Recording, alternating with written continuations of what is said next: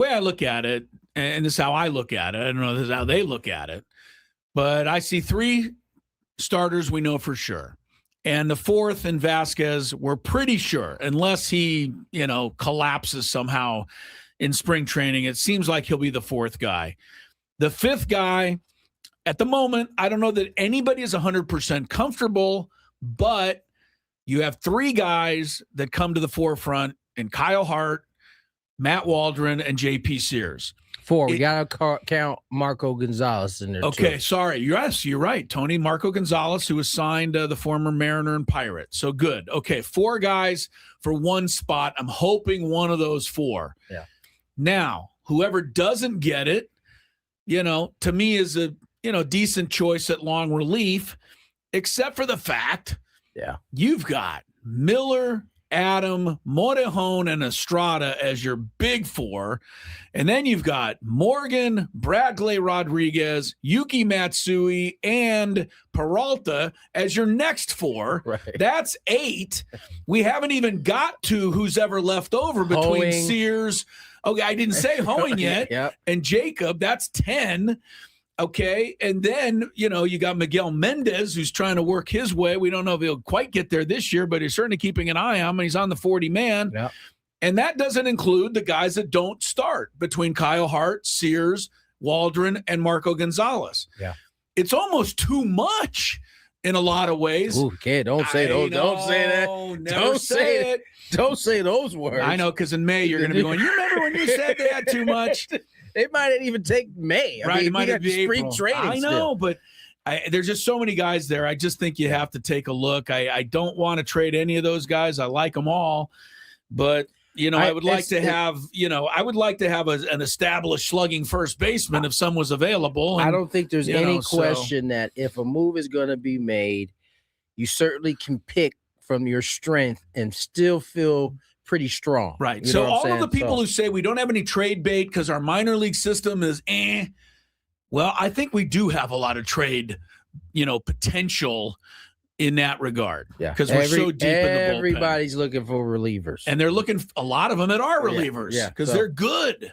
Yeah, no doubt about it. So. It's certainly something to keep an eye on. Of course, with spring training rolling around, this is the time of year that you get a chance to hear from the manager, and today from AJ Preller. We're going to get to that sound on the other side because we have are running up against the clock here. And the first thing he's going to say is whatever Chris just said on the show, disregard. That will be his first quote from spring training. I've already listened to it. We'll have a Winter Olympics update, which, it's been 48 hours. I mean, we need to do this every day, guys.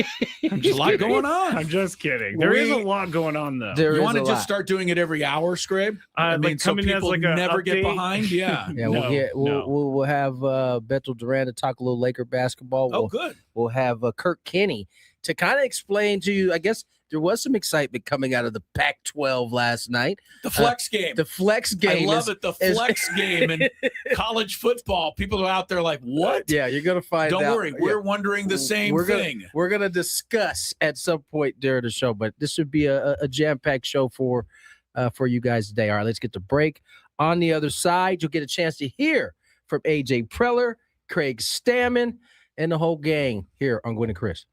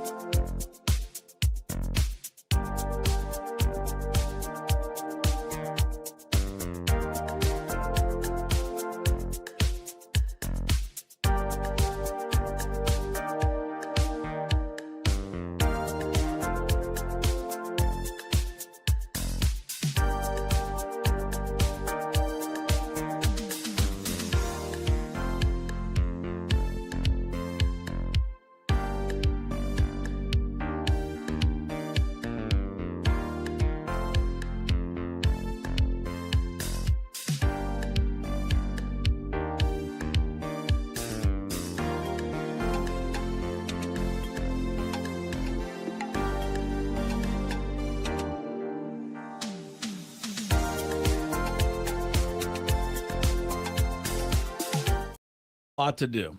217, Chris Ello, Tony Gwynn Jr., Scraby, Gwynn and Chris. That is the name of the show. Got to keep reminding people of that for whatever reason.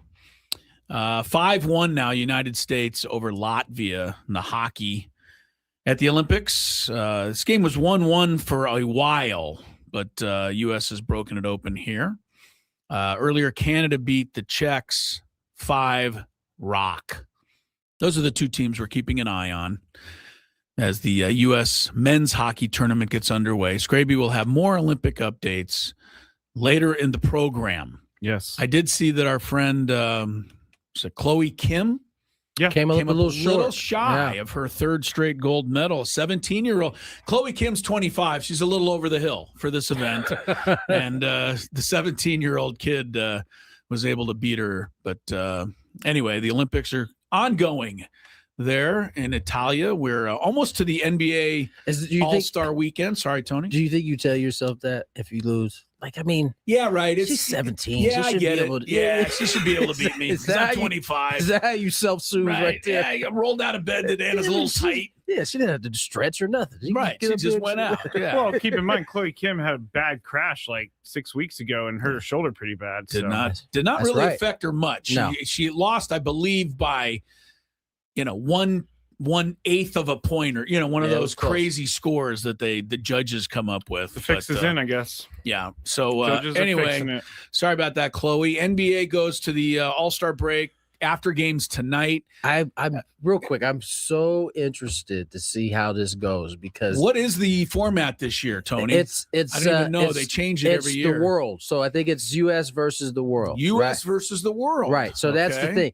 But there is a lot of conversation, and it feels different this year. Okay.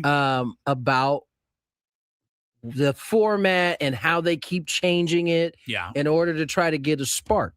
And there seems to be, I saw Tracy McGrady say it. I've seen that there is more conversation about having nothing to do with the format and more of the mentality of the players while they're out there. I wouldn't disagree with that, would you? I wouldn't if you do East-West and they play hard, it doesn't matter. Exactly. And I think I like that the conversation is about that versus how are we going to make it better? Well, I think the guys play. Just change the idea. And Kevin Durant went as far as to kind of point the finger at some of the world guys, a la Luka, a la the Joker. He said, watch how they play this All-Star game. They want to do anything? He said they're the worst of them all. And so maybe that'll light a fire. I like that there's some challenging going on. Maybe that will light a fire. KD was as kind of preferencing it as you guys are trying to blame it on the old heads is what he was saying. But I think the conversation could possibly lead to guys kind of being like, all right, we're going to play a little bit harder, which is all anybody's really asking. That's all. We just want to see you try to guard somebody so that there's a little resistance when they're some competition when they're going to the rim. I did also see a clip today of Stephen A. Smith talking with another guy, and I don't remember his name. You might know this name. He seems like kind of an NBA guy. I've seen him around, but I can't recall his name. They're having a discussion, and the guy said he doesn't understand any of the complaining at all. He said they play as hard now as they've ever played in the All-Star game. And Stephen A. Smith lost his bleep. Like Stephen A. Smith was, what? Yeah. He goes, you mean to honestly tell me? You're going to look in the camera, and you're going to say, Stephen A. went off on that. But I had to disagree. I don't see Jerry West and Walt Frazier, they played the All-Star game hard. That was a long time ago. It wasn't that long ago. But even Jordan and Magic, they played the All-Star game. Ago that Dwayne Wade broke Kobe Bryant's nose in an All-Star game. It's like fouling him too hard. So, it's not like you got to search way back. Yeah. It's just, and you don't need Isaiah Stewart or, somebody to go throw punches. Just play hard. Yeah, I agree with you. Yeah. We'll see what happens this year in the All-Star game. The Kobe Bryant thing made me think of a clip I saw the other day. You'd appreciate and love this, Tony, and you've probably seen it. USA versus, I'm going to say Spain in the Olympics. When he ran through. And before the game, Spain, Pau Gasol was on the other team, of course. His teammate for the Lakers, His teammate on the Lakers, but in this case, he was on the other team for the Olympics. Kobe says, first play of the game, Powell's going to set a screen. I'm going to run him over. So I'm going to run through his chest. I'm going to run right through his chest, and everyone on the team goes, get out of here. First of all, how do you know the play? Right. But, Kobe's like, oh, I know what they're going to run. Anyway, first play, Spain runs the thing. Gasol sets a screen, and I mean Kobe decks him. Full speed. Full speed. And everybody looked at him and went, okay, I guess this is on. That was the allure of a Kobe Bryant. Even Pau Gasol was interviewed, said, hey. He knew it was coming almost. He knew it, and he said, I wasn't surprised by it. This is the greatness of Kobe Bryant. All right, Gwynn and Chris, let's get to spring training. AJ Preller, it seems as though the contract situation is something we can all expect to happen, but it hasn't happened yet. So, of course, AJ was asked about it at spring training today. We'll hear some of this answer, right, Scrabe? It's a little bit lengthy, but you'll get a little feel for what AJ's thinking. AJ got a little long? Yeah, 3 minutes long. How come you don't have a contract extension? I mean, again, continue to talk to John, and I think again, it's something that like anything, it's like when the time's right, the moment's right. Hoping to line up on something, hoping to have something here that that can focus me back on the field and go from there. But we'll see where it goes in the next couple of days. How important is it to you? Being that your primary thing is building a team and all that, how important is it to you that this gets done, gets out of the way? I mean, again, to me, like either way, I mean, like ultimately, I'm under contract, so it's I think it's all about putting a team on the field that's going to win, and there's still a lot of work to do in terms of continuing to round out the roster. So that continues to be the focus. Like I've said before, I love being here, love San Diego. Feel good about the work we've done as a group, again, it's something that we still have some unfinished business. So that's really the motivation for for the city of San Diego to go out and win and be a part of it, and hopefully we can do that. With the contract, how important or is it important that it be settled by opening day? So it's not you're not necessarily going into the season with it being your last one under contract. Does that matter? Yeah, again, I'm not setting any kind of deadline or anything like that. I mean, I think to me it's always open just to having conversation and trying to see if we can work something out. But AJ Preller is the master, and I really think if he had any spare time, Tony, professor at a university, and I'm talking like a Stanford, not some community college. The ACC Stanford of the ACC, professor on how to say something and not say anything at all. He is so good at it. It is a master class. But I mean, I get the feeling that it's going to happen. Everything I've heard him say, I feel it's going to happen. And what else is he supposed to say there? Unless he wants to be critical of somebody, I guess he's going to say, "Look, I mean, we'll get. I love it. We'll get something lined up here." And again, he likes the word "again." Have anybody noticed that? Yes, that's his drinking game. Again is his word. But, here's from Smash the Numbers. Two options for this. Here's from was this? Yeah, the chat. Smash the numbers. Oh, okay. I was like, what? Either. One, AJ Preller is looking to get another job, or two, with the ownership change and lockout, they don't really care right now. Either way, this is a red flag. I don't see any red flags because I can't imagine. He's under contract and he's aware of that and he's going to work. There's so much. What does red flag mean? Let's discuss. Okay. What does that mean? Means there's certainly more that's going on behind the scenes than we think, and there's strife. That's conspiracy stuff there. But I mean, they talked about an extension in November and it hasn't happened. And now we're actually here at the season and it hasn't happened. Right. I think that's a little bit of red flaggy. You do? Yes. Oh, so you're in agreement with Smash I would Mouth say here. Was it what is it? Smash the numbers, but I like Smash Mouth better. Yeah, listen, I think there is reason to have some concern. You do? Yeah, I Okay. do. I do. I think given what has been said, it just seems like it's been a long time. Now, I think I'll worry more once you get to the season and nothing's done. Okay, so know you what I'm think saying? opening day is going to be your real line of demarcation? My antennas will be up. Okay. But can we also understand that they are thinking and trying to sell the team, and adding a big contract on your general manager is more on the books that has to be dealt with in a exchange of ownership? Of course. So I think the timing for AJ and the Padres to do this is very tricky right now. That's why I think it has taken this long. Of course, but I don't think that should remove the red flag. Yes, Okay. it's gotten sticky, and guess what?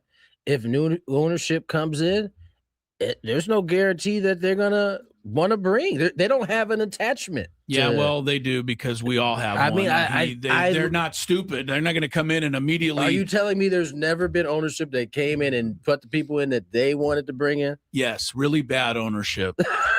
I don't know if that's realistic, honestly. Okay. I mean, it does make sense that they're trying to shop the team and they're receiving bids that are supposed to be due by the end of February. Of course, They don't want quote unquote dead weight for the new owner. I'm not saying that that's not a possibility. What I am saying is, even whether it's a possibility or not, let's say it is, it's no guarantee that whoever comes in here next is going to want to, is going to look at AJ the same way. I don't disagree. New ownership can change anything, but there are certain parts of an organization that I think, any reasonable and semi-savvy owner is going to understand as a part of this organization that it needs to stay around. Hope you're right. I think he's going to stay. And especially if it's like a guy like Lacob who has his experience in basketball, like, right. You don't have a guy right now that I know of. Who's he going to go to? The Warriors assistant GM? What's that guy's name? He's he used to be on TV. It's not Mike Dunleavy going to come Mike in. Dunleavy is the new guy. Yeah. Who's the guy on TV? Mike Myers. Oh yeah, Bob Myers. Get him involved. What about D. Podesta? Is he around?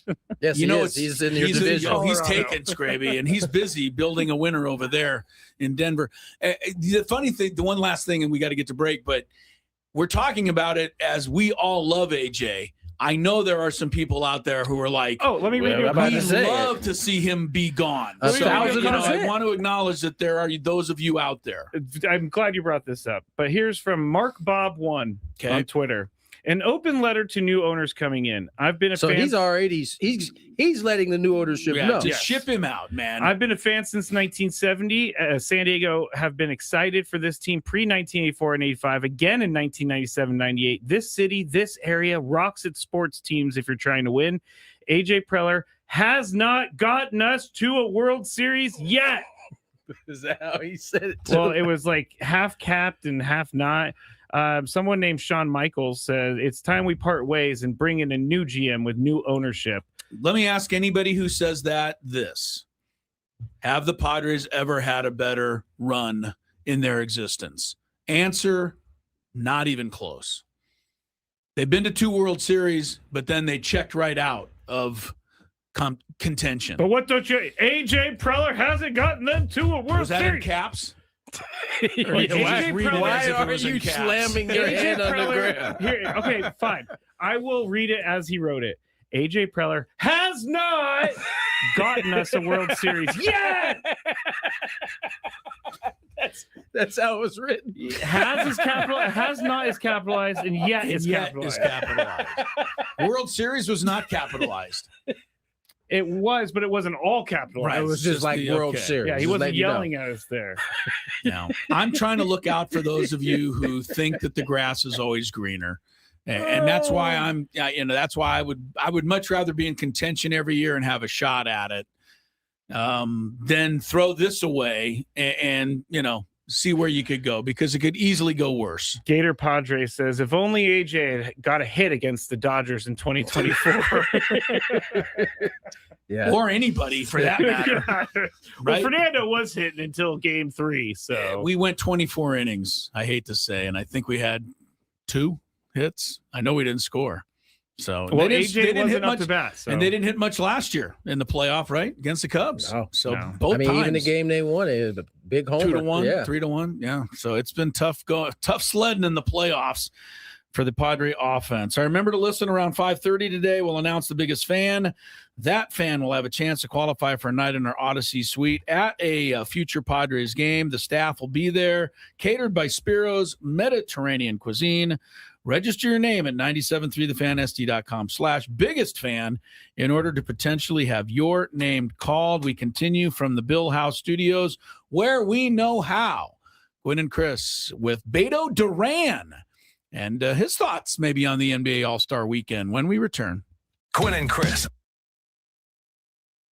Tony, you much care more. to Tony, I don't know where does Tony Tony- went. because Tony I see the normally- corner of his room. Oh, well, hopefully he'll be back shortly.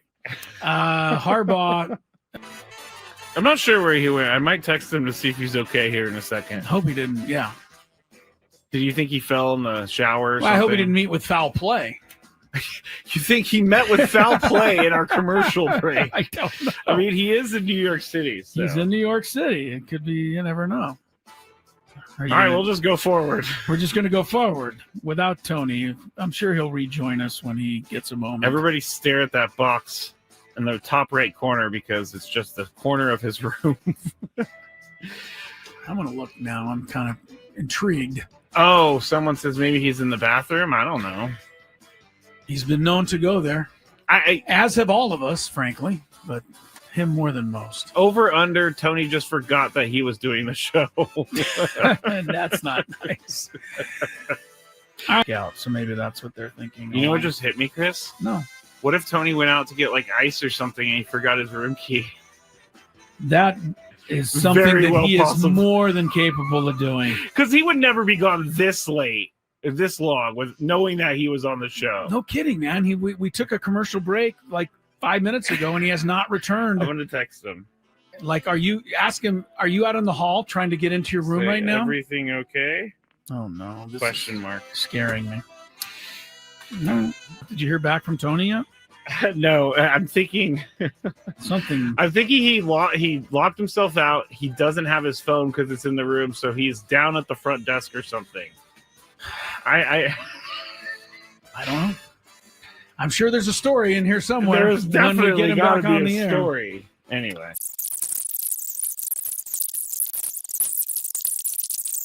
I was very concerned about Tony, and I took him off the screen because he's not back. I guarantee you he got locked out of his room. I don't think you're wrong, because that makes sense.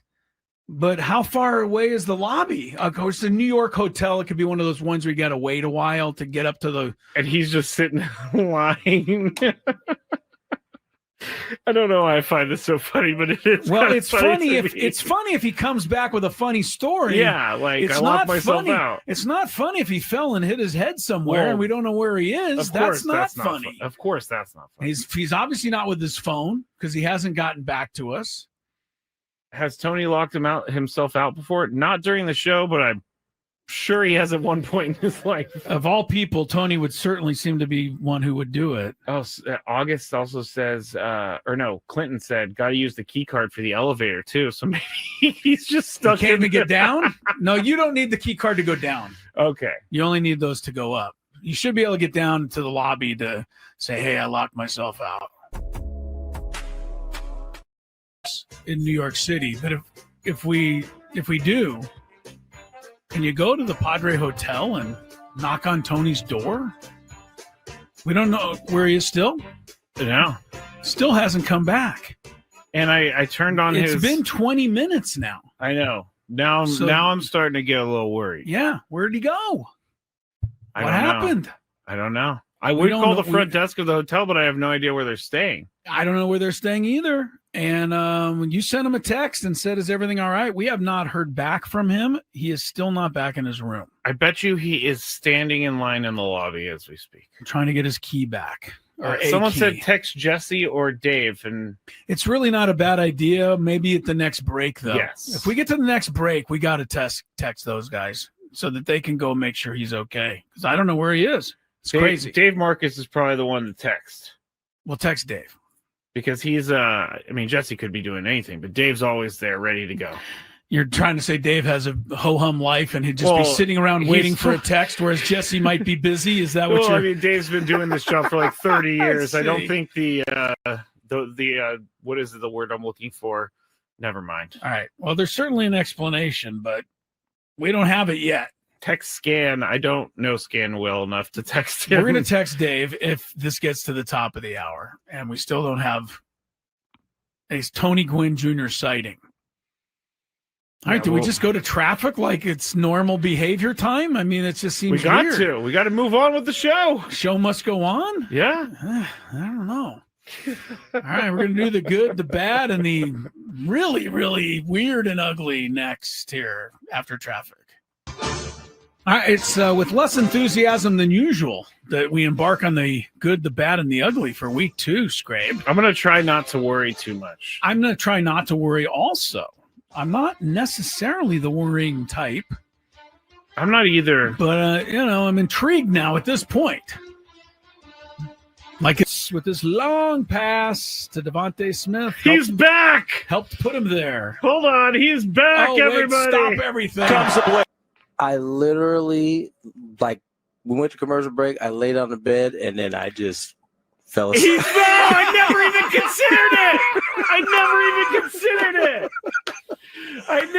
considered it. Tony, you care to Tony, I don't know where Tony went. Because Tony, I see the corner of his room. Cruising through the first hour. Padre heavy, as it should be. We're kicking on baseball, which is really the fun time of year. It's the most wonderful time of the year. These are the last. March is really good. I mean, when you think about that, you've got the start of baseball end of March anyway now, and then you're right into the NCAA tournament the same time as opening day, opening week. That's a pretty good week. That's a good point. There's a lot happening there. I think there's some other, the holidays are always fun, but I think late March is pretty good. Late March is definitely good. It's a heavy workload during March, but nonetheless. Yes, you judge yours by your workload. Yeah, that's exactly how I think of it. Nonetheless, talking some NBA, particularly the Lakers. None other than Beto Duran joins us here on Gwynn and Chris. Beto, how are you, my friend? I'm good. I love when you do your show by yourself. No, I'm not by myself today. Believe it or not, I'm not. I promise you. Chris Ello has decided to show up on a day that you are joining us. He is here with us. I didn't know you were joining us. I'm out of here. wait, is this the legendary Chris Ello? Pretty much, yeah. No, wait, long time, first time, man. Loved it. Ello, like you're a legend. Who is that? How many jobs do you have? Biggest fan. How many jobs do you have? How many jobs do I have? He's got 3. Right, you got this. I referee high school basketball in San Diego State. Yeah, 3. But it's really 1, and the other 2 I think of more as fun. This is fun too.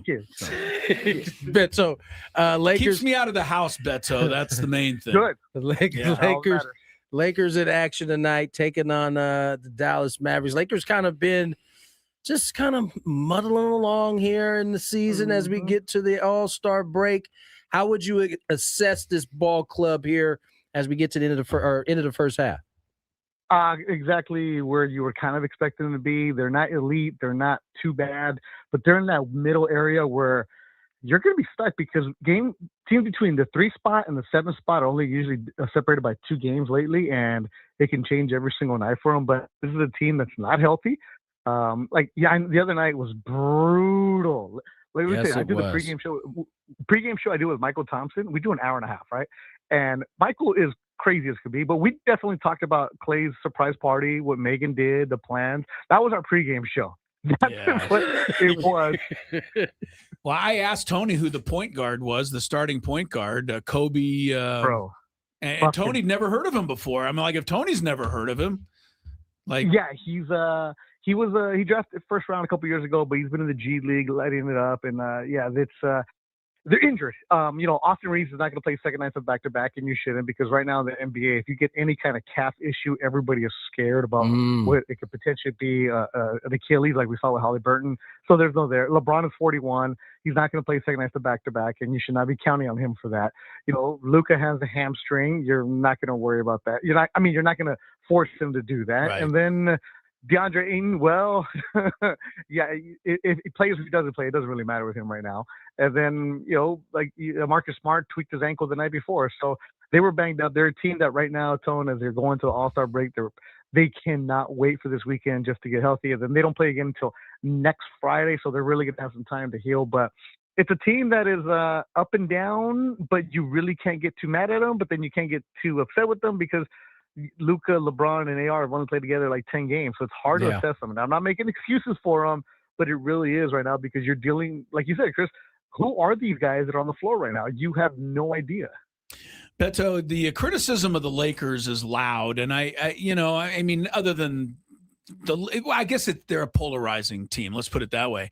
And so I hear so many of the negative people, and they say this team has no chance. They're complete, using Tony's word, a complete fugazi if they think they're going to ever win a playoff round.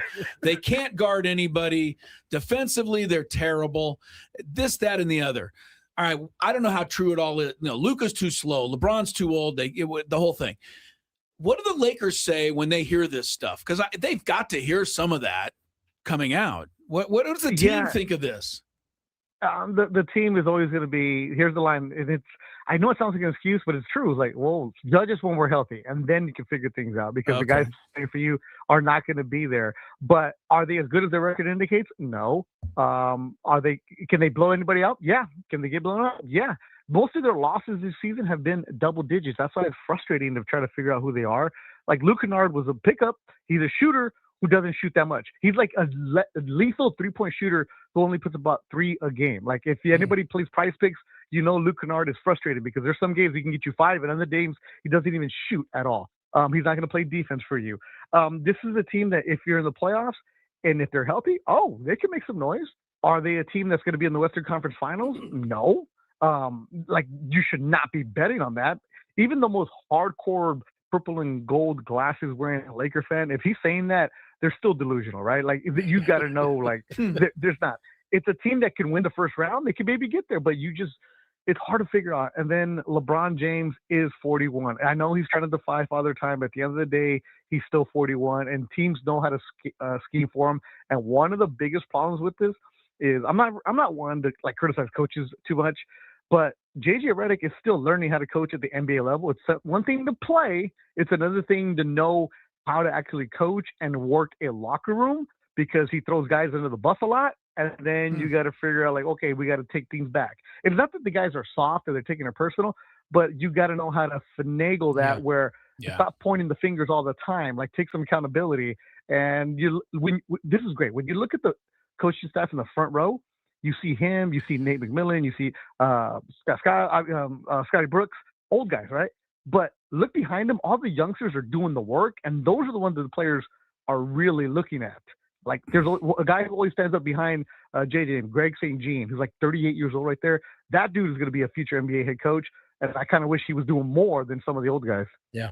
That's always an interesting dance, I think, for a staff, especially as big as the staffs are now, right? But he's also bringing up how the relationships are. Does JJ Redick and Scott Brooks and those guys, do they hang out and talk to players, or do players only feel more comfortable talking to the guys in the back row? Right. Well, that's the thing, because Tony knows this. When you're taking batting practice, you're working with certain coaches, right? When you're shooting with certain coaches, there's certain guys you have a relationship with, and you kind of cater towards the younger guys. Like the veteran coaches, like Scott and Nate, they're there to give JJ the advice. They're like the Don Zimmer on the bench, right? Where they're there to give him hey, this is some advice here, some there. But JJ's got to figure out how to coach. And then you see the San Antonio coach, Mitch Johnson, who's a young coach who's going to be coaching the All-Star game, but he came up through San Antonio, through the video department, through the Popovich ways. You see the coach kind of like Spoelstra when he first came through.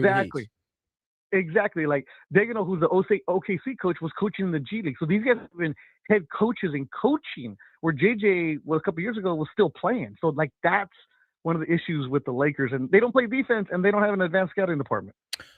Beto Duran joins us here. He covers the Lakers pre-post during the games, and Beto, talk to me about where this team goes from here. I mean, is there a move out there? Are they going to stand pat, given that LeBron's contract is going to come off the books if he decides not to return, or if the Lakers decide not to have him back. Are they willing to use that first round pick they had in order to enhance their chances this year?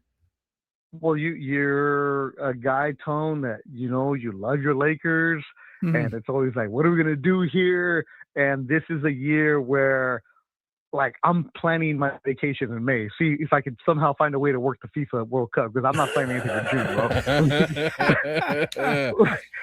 Like, that's just the reality of it, because the Lakers have shown at the trade deadline they didn't make any moves and they punted on the season, which sucks because you have a 26-year-old Luka Doncic. And could they have made some moves? Possibly, but the moves out there weren't exactly the best. They were going to be moves that make them like a 5 spot instead of like a 2 spot. So there wasn't really big moves to be made. But just the Kennard move really is the only one. Yeah, that's it. And the buyout market was weird, because you see Sochan gets released by San Antonio. Haywood Highsmith is out there, but instead of going and waiting for the buyout market, they signed Kobe Buskin off the 2-way deal to their final roster spot. So that's what they got their 15, but it's going to be the off season. What can Rob do to figure out, are they going to give Austin Reeves all the money, or what kind of move you can make, considering you're going to have 3 picks that can be traded? Like, that's what it is. So that's what sucks, though, because if you're Luka, you're like, all right, I'm 26, bro, and you're kind of showing me that I got to deal with this right here. All right, well, this offseason, you better go and get it. And then this is what I don't like, not just about the Lakers, but any of the big-time organizations, Dodgers included. It's like, okay, we're going to go and get the big name out there. What makes you think that Milwaukee wants to do anything with you? Like, that Giannis is going to be the guy. Giannis to make a move, right. Yeah. If I'm honest, I'm looking at the Lakers, I'm like, bro, you guys are like, can't even figure out who the owner is. You want me to come here? Like, why? Like, do I really want to play here? Like, what are you doing? And seeing the way I don't see the Giannis move happening. And just like, look, let's be honest. Luka Doncic fell into the Lakers' lap. They didn't go get him. He was given to him. Yeah.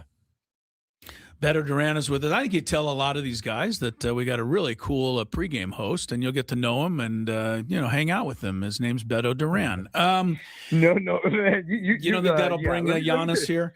2 questions. Let me tell you, the Lakers, you don't get any access, bro. Way from a distance.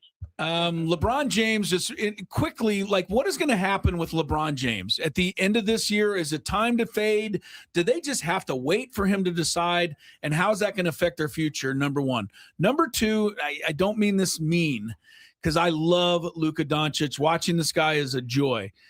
But is there anything he can do to be a better defensive player, since that's the only criticism we hear of him all the time? Start with the Luka one. Like, no. Okay. That's where, hey, Jared Vanderbilt, hey, Marcus Smart, hey, everybody else plays the defense. I mean, Luka can, but if you're asking Luka to go 2-way like that, like, he's not Kobe, man. He's not some of these other guys that are going to be locked out. Every night, like the other night, he took a charge. We're like, whoa, what's going on here? Yeah. But he's not there for you. As far as like LeBron, you want to think, okay, is it time to fade away? But then you see some nights where he goes down and he's the most athletic guy on your team. He's the best one on your team. You're like, damn, this dude really is 41 in 23rd year. But he knows and he sees it. And you see all the passive aggressiveness from him and Rich Paul about how the Lakers decided to move on. Like, they could have given the contract this offseason. They did it. Now, could LeBron come back to the Lakers on a better contract that's team friendly? Possibly. But if I'm him, would I do that? No, I never give billionaires money, man. Like, why give them a cut? So where could LeBron go? Look, I mean, he could retire, but then again, he could end up his career in Cleveland. I mean, they made some moves. But the thing with LeBron is we're never going to know anything about him because he doesn't talk to anybody. He does his own TV productions. He has his own crews following him around. He has his own podcast. So even when we do get a chance to talk to him, it's very, very basic. And it's going to be the summer of LeBron. Well, I'll have Tony tune in and keep me up to date. And we got like 1 minute left. We got 1 minute left. What do you think about the All-Star Weekend? And is this the answer to finally getting it back? Or Tony and I said, it's never mind what the format is, just need the guys to play a little harder. All-Star Weekend. Yeah. So I'm going to go out of town and I'll talk to you guys next time. You're going to, take the time. That's what he thinks of it, basically. Yeah. All right. Yeah, man. It's washed. It's washed. Okay. No saving it. Well, have a good vacation, sir. Thank you, Beto. Yes, sir. Good talking Thanks to for you, coming to work. Beto. Yeah, my pleasure. That's fair. That's fair. I'll take it. But Beto Durant joining us on Gwynn and Chris. He's always fun to catch up I with. like him. Especially when it comes to the Lakers. All guests on 97.3 The Fan. Join us on the David P. Shapiro Fan Hotline. David P. Shapiro, criminal defense attorneys, helping good people regain control of their future when charged with a crime since 2010. Visit davidpshapirolaw.com. I'm looking at the rosters for the All-Star game while I was talking with Beto there. And I'm looking at the roster for the world team. You realize that Lincoln High's San Diego-born Norman Powell is on the world team? Oh, yeah. Who was he representing in the world? Jamaica. Huh? Evidently, he's got some Jamaican nationality. Yeah, they're gonna have to fudge the numbers a little bit. Fudge in there there. ain't That enough. threw me. I don't ever think of Norman Powell as as a world team player. No, not at all. Congrats to him, though. Being on an all-star team is impressive. I mean, his name is there with Doncic, Jokic, Siakam, Wembayama, and Antetokounmpo. I mean, the world team, if they had SGA and Giannis playing, wouldn't the world team clean our clock? I hope the world team comes out with their hair on fire. They look like that roster's insane. I know the U.S. teams are, obviously dotted with great players. Kawhi, LeBron, and Curry are on the same team, although Curry's not going to play. LeBron it might have a sciatica issue, so you never know. He's over that. That's so old. He's going to load manage. And then what is this here? The young U.S. team, I guess. Is that the third team? Right. They've got Cade Cunningham and Booker and Ant-Man and is that Jalen Durant? Oh, God, I was going to say it's not a Bulls Jalen Durant. The Bulls got that's Ivy. the Durant that got into the fight. Chet Holmgren. Tyrese Maxey. So they got a young team, and then they got the older guard team. Brunson, LeBron, Donovan Mitchell, Kawhi, Karl Malone, Durant, Shaq. Karl Malone, Jalen Brown. Yeah, those guys. I might tune in this year for the first time in ages, Tony, just to see. Way. I might. Late fourth quarter of the championship game. See, that's the part that they care the least. Believe it when I see it. Yeah. Let's get to break. On the other side, Daily Gambit coming your way.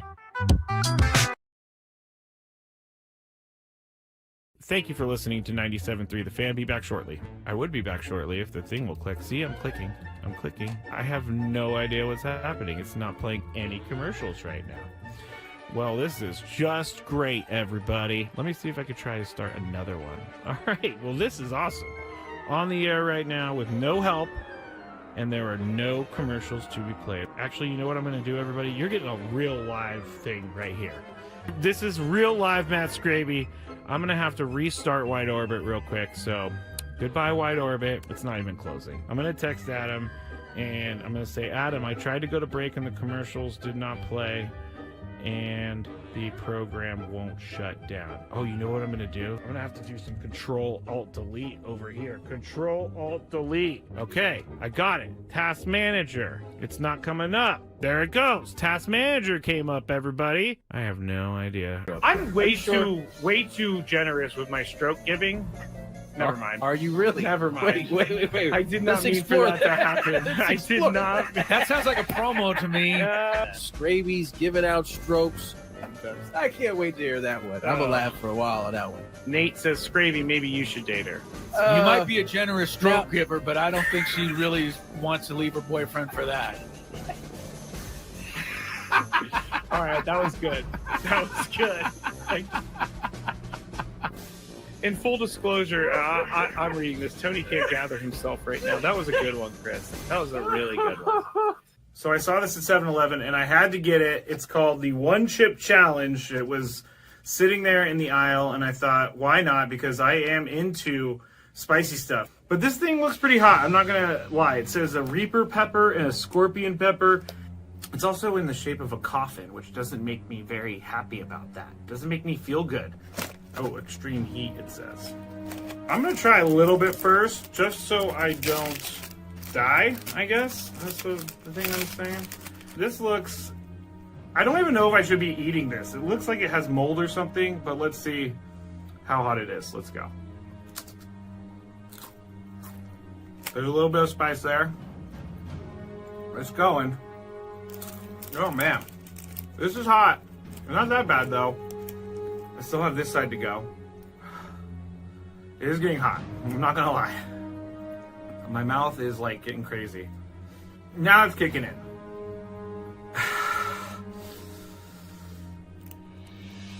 I'm not sure if I'm gonna finish this. Honestly, it's getting serious. I gotta go with the milk. My mouth is dying right now.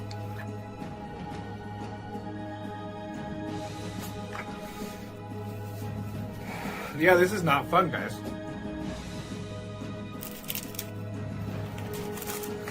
Never gonna do that again because my mouth is on fire. Thank you for listening to 97.3 The Fan. Be back shortly. I would be back shortly if the thing will click. See, I'm clicking. I have no idea what's happening. It's not playing any commercials right now. Well, this is just great, everybody. Let me see if I could try to start another one. All right. Well, this is awesome. On the air right now with no help, and there are no commercials to be played. Actually, you know what I'm going to do, everybody? You're getting a real live thing right here. This is real live Matt Scraby. I'm going to have to restart Wide Orbit real quick. So goodbye, Wide Orbit. It's not even closing. I'm going to text Adam, and I'm going to say, Adam, I tried to go to break and the commercials did not play, and the program won't shut down. Oh, you know what I'm going to do? I'm going to have to do some Control-Alt-Delete over here. Control-Alt-Delete. Okay, I got it. Task Manager. It's not coming up. There it goes. Task Manager came up, everybody. I have no idea. I'm way too generous with my stroke giving. Never mind. Are you really? Never mind. Wait. I did not mean for that to happen. I did not. That sounds like a promo to me.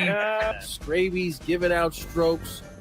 I can't wait to hear that one. I'm gonna laugh for a while on that one. Nate says, Scravy, maybe you should date her. You might be a generous stroke giver, but I don't think she really wants to leave her boyfriend for that. All right, that was good. In full disclosure, I'm reading this. Tony can't gather himself right now. That was a good one, Chris. That was a really good one. So I saw this at 7-Eleven and I had to get it. It's called the One Chip Challenge. It was sitting there in the aisle and I thought, why not? Because I am into spicy stuff. But this thing looks pretty hot. I'm not going to lie. It says a Reaper pepper and a Scorpion pepper. It's also in the shape of a coffin, which doesn't make me very happy about that. It doesn't make me feel good. Oh, extreme heat, it says. I'm going to try a little bit first, just so I don't die, I guess. That's the thing I'm saying. This looks... I don't even know if I should be eating this. It looks like it has mold or something, but let's see how hot it is. Let's go. There's a little bit of spice there. It's going. Oh man, this is hot. Not that bad though. I still have this side to go. It is getting hot. I'm not gonna lie. My mouth is like getting crazy. Now it's kicking in.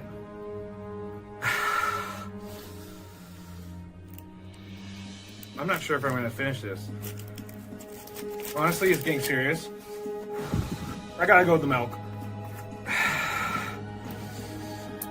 My mouth is dying right now. Hour number 2, Gwynn and Chris, 3:01 the time. Olympics continuing out there. It looks like we got 2 bronze and a silver today. Oh, I had it taped. Well, I'm just giving you that. Yeah, right. Yeah, you don't even know how to tape. You don't know how anything. to do any of that. I haven't watched a DVR in a long time. I will tell you all the U.S. hockey score because it's over. 5-1. United States prevails there. And Chloe Kim falling a little short of snowboarding history today. I wanted to see the final score. I mean, how they make the determination. The young lady who's 17 years old who won at 90.25. And where's Chloe? She was like 89 point. You know what I mean? It was like right there. Just missed. I don't understand the judge sports. Who knows? It's hard to understand those, right? Yeah. There's no way to know.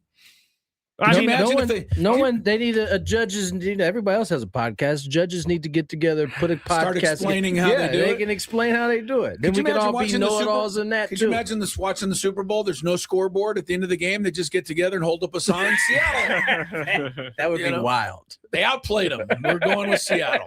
That would be crazy. That seems what it's like. I bet you it was that she landed slightly askew, or she didn't make her full rotation or something. Yeah, who knows? It was. I'm You sure it was sound very crazy. close. But I know what I'm talking about. No, Tony. you don't. No, you really don't. don't know nothing. I know everything about snowboarding. All right. Well, that's good. We'll Great. Now he's going to ask me something. We'll probably have a snowboarding category in today's Daily Gambit. Let's see what happens there. Do you like money? I think about money a lot. Do you like money without doing anything? Winning. Do you want to make money while watching sports? I think Washington is immortal luck. Washington! Woohoo! If you answered yes, this is your segment. Just don't blame us when you lose. Nothing is ever your fault. It's your game. Take it. Gwynn and Chris go through the top bets of the day in The Daily Gambit on 97.3 The Fan. Daily Gambit is our daily sports betting segment here on Gwynn and Chris. Please, everybody, gamble responsibly. Here are some of the bets that we made last night. Celtics minus 13.5 against the Bulls. We all went Boston, and the Celtics won by 19, 124-105. They so took we it all easy, win that. too. I think they were up by 38 at one point. Wow. Oh, 38. The Bulls trades are not paying dividends at the All-Star Probably by design. You said Maybe you were right, yeah. tired of being the middling team that they have. Well, I'm wishing for the middle now, Tony. It's Don't forget, I don't like to tank games. I No. know that this is a thing, but I don't like my Maybe- teams to lose. Maybe the karma will benefit you because We'll your see. teams haven't really tanked. They just kind of were I know. there. They I tread know. water. Right. They did. Yeah, they're not. They're sinking now. They're saying you were going all in. They're sinking now. Someone finally got to Jerry. He's like, Jerry, we just got to lose, man. They're losing. we just got to do this. I mean, now that there's like 5 NBA teams tanking, they need to join Yes, them. they're in competition with a Yeah. lot of others. Houston minus 8.5 against the Clippers. Chris and myself chose Houston. Tony chose the Clippers. Clippers win 105-102. Just a reminder how good Kawhi Leonard is. He won Yes. the game all by himself, basically. He's good enough to do that when Yeah. he's healthy. Period. That's just, he's this guy. Amazing. Dylan the villain, who has been suspended for a game because he got a 16th He's got technical foul. 16 all. Listen, We're not even at the All-Star even break when yet. we were talking about Rashid, right? And Who got a lot Rodman of and them. Rashid It would would take be till- like at the last couple games They of the would take to the if end he's of the not season. careful, he'll get suspended. Dylan's already got 16. This Wow. dude is He's just already gonna miss a blowing game. through technical fouls. Wow. I wish they had a nod on how many he'll finish with. Talking about embracing your name. Your name. Oh, yeah. He's fully You embraced. can't be called Dylan the villain and have 0 technical fouls. I okay? guess that's true. You can't. I guess that's true. Well, we bet on his points scored last night, over under 19.5. Chris and Tony went under. I went over. He had 23. So Good game. Yes. They lost, but he had a good game. now Laurie Markkinen, is that his name? That is. Over yeah. under 20.5. There's a major controversy with the Jazz that we need to get into, guys. But 20.5. Is this the one that Adam was fake upset about? He may have been fake upset. I thought we talked about it the other day. They're throwing the game. They're keeping Markkinen out in the fourth quarter. We get it. We don't like it, I think but there's we a get bigger it. conversation Okay. about it because now teams are tanking before the All-Star break. Like that's bad. They've been doing this I've been saying this. They've been doing this. But for a have long like time. so many teams just so blatantly started to lose. I don't know that there's any more teams that there this year than there was last year. The difference is these guys are allowing a guy to play for half and then take them out. and then taking him out. So as I was explaining to Adam, when the league comes to them, they can't be like, you're holding guys out. They're like, no, we're playing them. Here's the other thing. You can blame the NBA for tanking at the midseason. Major League Baseball has at least 5 teams a year that tank before the season starts. And I hate to say it, but that's true. I think it's right? way harder to like let me rephrase that. I think it's harder in basketball Let me think about disguise this. it? Yes. Is that what you're trying to say? Yes. Oh yeah, because there's not Don't as many help him, games. Tony, when he's thank you. stuck like that. Thank you. I was gonna have to move on and never come back to it because I couldn't think about it. I'm sorry. No, thank you. Thank you. Marking in over under 20.5 points. Chris and Tony went over. I went under. He had 19.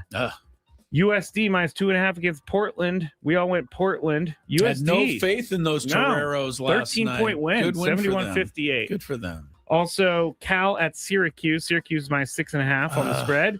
Chris went Cal. Tony and I went Q's. Q's wins 107-100 in OT. Double OT. Double OT. So if you had Cal plus 6.5, you had it won the whole time. Yeah. Until obviously the very end, they win by 7 in the second OT. The Orangemen. Yeah. Yes. Tough loss for Cal bettors. Aztec women minus 4 against Colorado State last night. We all went Aztecs. We all lose. Even though the Aztecs won. It was a fake line 61. anyway. But it was a fake line, and it was pretty close because they won by 3. So I Yes. didn't miss it by much. And as I said, it would come down hopefully to the Colorado State missing a shot at the end and then maybe having to foul, and the Aztecs could go down and hit some free throws. But they did miss the shot at the end, but the time ran out. Didn't have so time they to couldn't foul. foul. Yeah. So the Aztecs had to win by 3. It was really quite a very good game. Kudos to both sides. They played a really hard, I thought, high-level, fun game last night. Final bet, USA men's hockey minus 3.5 on the puck line against Latvia. And we all went America. America won 5-1, so they win the bet. All right, here we go with today. Right now, and Tony's the only one of us at 500 this week. He's 12-12. Scraby's got 11. I've got 9. I had a 1-6 day yesterday. So on to today we go with UCSD, the Tritons at home. Tonight, Lion Tree Arena, if you're so inclined. Go out and see a little college hoops against UC Davis. Tritons are 6.5-point favorites, Scraby. They've been struggling, though. After a 10-1 start, they've gone 6-8. So they've, been kind of mediocre. They did beat Davis the first time around, if that matters. And to on you. the road. Right, and they're home tonight. Who are you going? 6.5.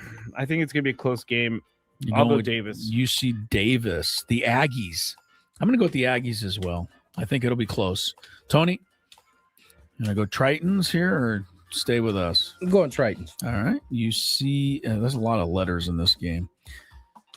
There he is. Your guys, USF, who you keep telling me is terrible. They're 8.5 over Oregon State tonight. Is Oregon State that bad? I would have to think so because USF has not had a great year. The Dons conference is at West Coast. all the way at the bottom here. That's why Gonzaga wants out. I mean, that conference is going to go. You know who's in first die. place in that conference right now? Santa Not Clara? Gonzaga. Santa Clara, 13-1. Gonzaga's 12-1. Anyway, the Dons and Beavers are both 6-7 in the conference. Your guys are favored by 8.5, Scraby. They must know something. I'm taking USF. It seems like a incorrect spread to me. It does. Tony, Yeah, give me you going Beavs? no. Oh, going Dons? You going Beavs? That's their name. Be a hard time. What do you want, Scraby? You going with you guys too? Where did Tony go with? You want- Dons. You went with the Dons. Oh, man. I'll play the contrarian just so I can pick You're up going a against game. your own team, huh? So I can pick up a game. Texas women minus 8.5 at Vanderbilt. This is a high level, 4th-ranked Texas, 5th-ranked Vanderbilt. Vandy getting 8.5 at home. Wow. Tony, Give me Vandy. I'm going to take Vandy plus the points. Scrape? I'm going to go with Vanderbilt at home. All right. I'll take Texas, but that's a lot to give on the road. Lakers minus 6.5 Dallas. Final game of the first half. Scraby. Sorry, I know I'm trying to Tony's catch up taking on the the bet. What Although was it again? Tony bet against the Lakers the other night and won. Sure Sorry, say did. it one more time. I was taking down 6.5 the bets. Lakers Okay. 6.5 over the Lakers. Mavs. I don't know. Cooper Flag's out. Yes, he is. Oh, yes. Kyrie I'm gonna go with Irving is Lakers. out. I'm going to go with Lakers. Yeah, no Kyrie Irving, no Cooper Flag, No and Anthony Davis. longer Anthony Davis. Jason Kidd's still trying to coach that team. Oh, he is. He's getting. He's starting to get a little Let's give Mike starting a little Mike Schultz to coming off him a little bit now. Getting tired of the question. He is. Oh, is he? Is he starting to? Yeah. Najee Marshall is the high scorer for Dallas, at least by the odds. I've never heard of him. I'll take the Lakers. Tony, Lakers? I'm Yes, sure. sir. Yes, sir. Mamba -1 or LeBron. This is a tough one, but I'm going to go Mamba. He's due for a breakout. Tony? You're rooting for both of them, but Mamba -1 against LeBron. Yeah, give me Mamba. Mamba? But hold up.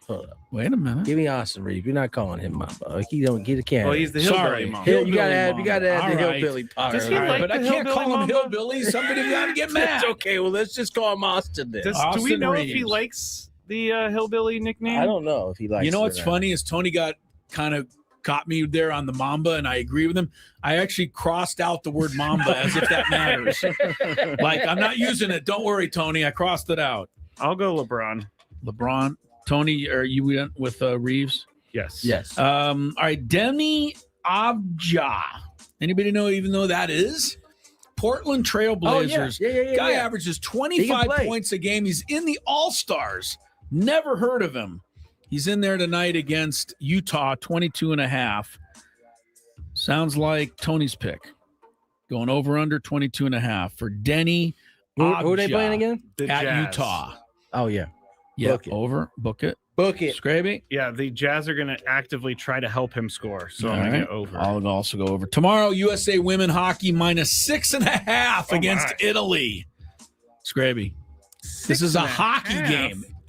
Italy's the host team. I mean, they did just beat, I almost said Canada, 5-0, right? Canada, and then they got the Norwegians coming up. But tomorrow it's Italia. We are just brutalizing these names. Well, that's Tony's. I did it once. You guys are doing it every day. We love it, though.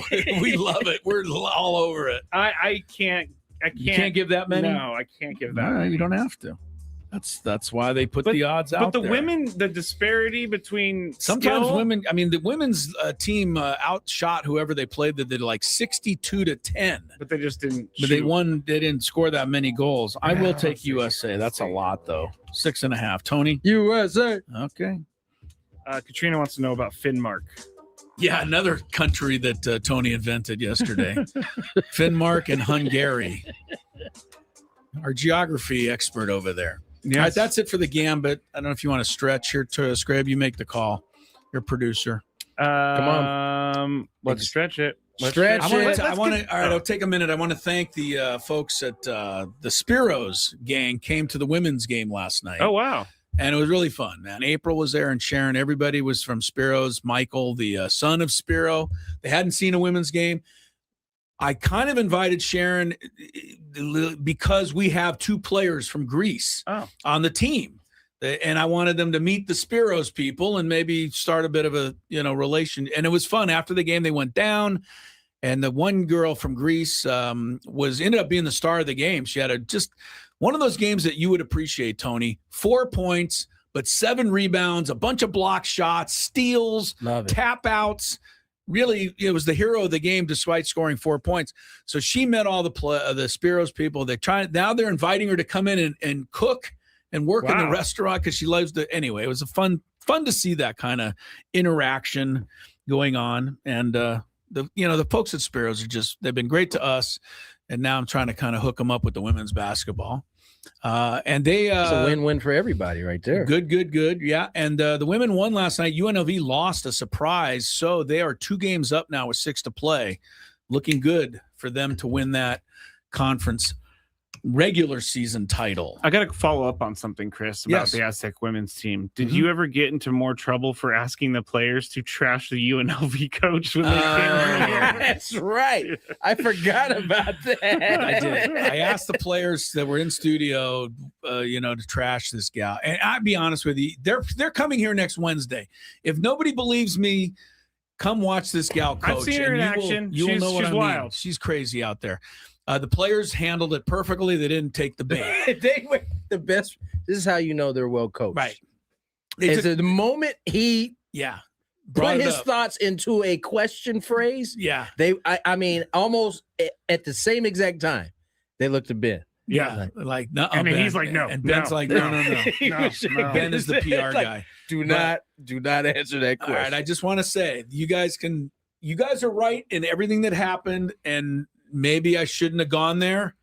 However, I'm not going to say which assistant coach at the next game said she heard it and she almost drove off the road laughing because she thought it was so funny that I brought that up about the UNLV coach. So I'm not saying that you were wrong by any means. I'm just saying that they knew. There is a definite thing going on between those two, and I think it'll make the game next Wednesday quite fun, actually. That's the kind of peek behind the curtain is little bit, every yeah. one of these teams has one team or one coach Sure. that they just don't vibe with for whatever reason. They don't. So I get it. All right. We have reached the break, so good for us. More Gwynn and Chris is coming up here from the Bill Howe Studios, where we know how. From the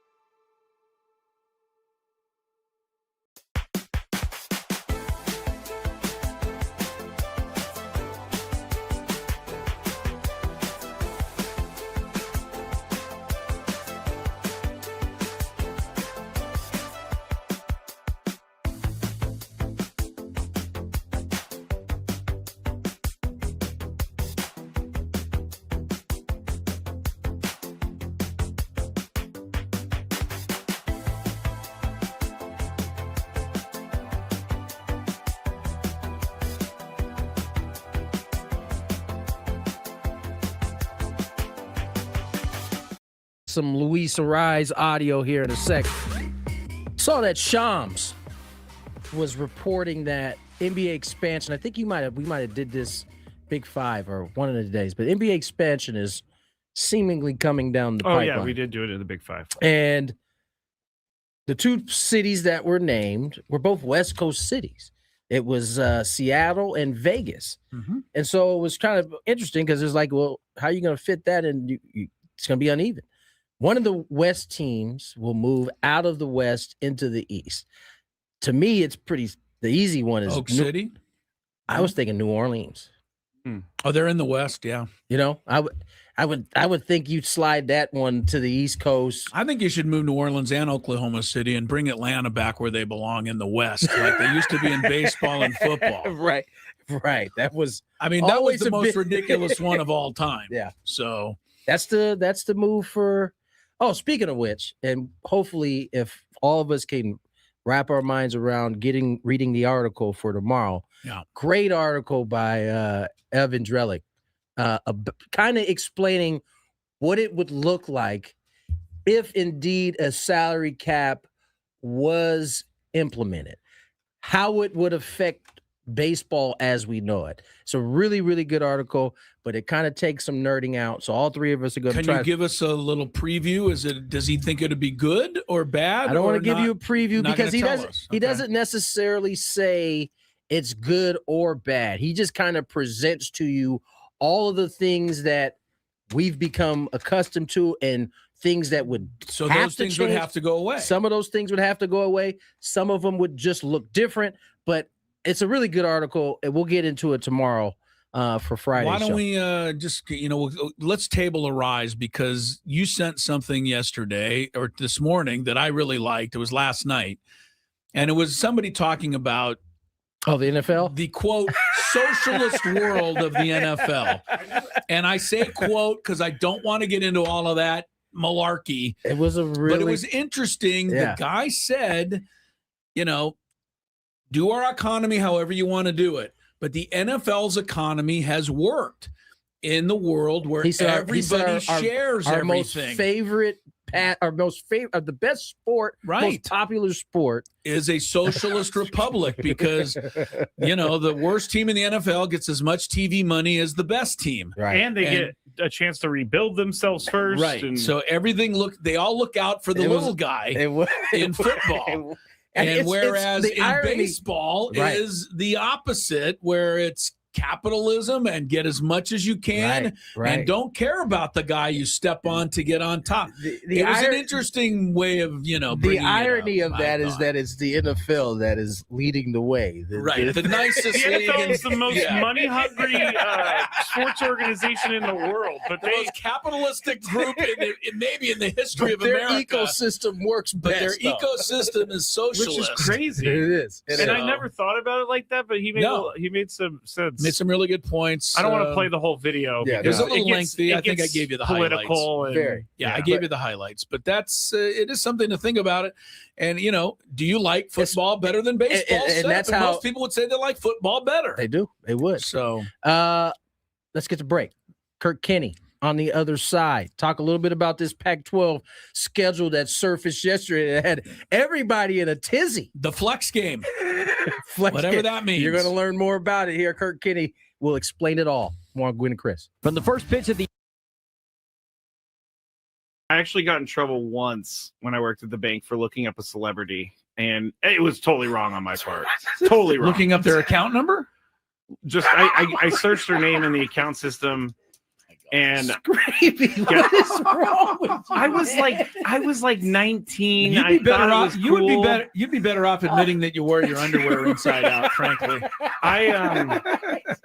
This guy is just searching up people's accounts. it only happened that one time because I got caught. How did you get caught? The account was flagged, and anybody taking a look at it gets logged. And so I got called into the boss's office like 3 days What did later. that come? I'm sorry, I gotta ask, but nobody's supposed to be doing this preview. What did that conversation? How did it go? Well, why were you looking up Paris Hilton? Is that who it was? it Paris Hilton? I can neither confirm nor deny. Oh my! I can neither goodness. confirm. That's really funny, Chris, that you just yelled out that name out of all names. No, But I walked in, I got called into the office, and I sat Oh, my down, gosh. and all my boss, I loved her. She was great. Her name was Sharon. Amazing boss. She just slid the piece of paper in front of me. You knew Said, what time "Did you it was. visit this account?" And I looked. Yeah. She was like, "We're gonna have to write you up for this, and if you do it again, we're gonna have to fire you." And I said, "I'll never do it again." And I got out of there as soon as possible. I Man. took everything, but it was not good. Not good. Just curiosity, huh? He's like, I wonder how much they have in their account. Yeah. I mean, before I got caught, I did look up athletes. And, Oh my God! I'm so glad you're sitting in this seat now. instead of Yes, I'm so happy you're not doing any bank. job that can be dangerous to people's futures. this was in the first year that I was there. I learned my lesson As thoroughly. Chris, as I said, as soon as they walked in, there was like, Yeah, that's that our window. guy right there. That's our window. We're gonna take him down. Yep.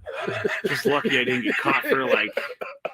I can't even say. I'll tell you guys off break whose account I saw It's and how diabolical. much money they had sitting in their checking account. And this was how long ago, too, by the way? Ooh, 2009, 10. Way before I became a good person. Didn't Bank America get in trouble, or was that it was one of those banks got in trouble? all of them get in trouble Yeah. for selling information, but I heard folks like you. I wasn't selling any information. I was just wanting to see what was going Just on. curious. I didn't check their account activity, which I just could check- have been like, oh, they bought this here. I'm gonna go up there. I'm not that creepy. Well, that's stock. Oh yeah, you're not that bad. I'm not that creepy. This is amazing, by the way. We're supposed to be doing. How are we supposed to do baseball picks under I these don't think we can circumstances? anymore. I think we gotta push it. You guys never did it. Well, I mean, No, Scrappy, we didn't. We didn't do it. Really? okay. Like you work at a bank, you're looking at people's account information?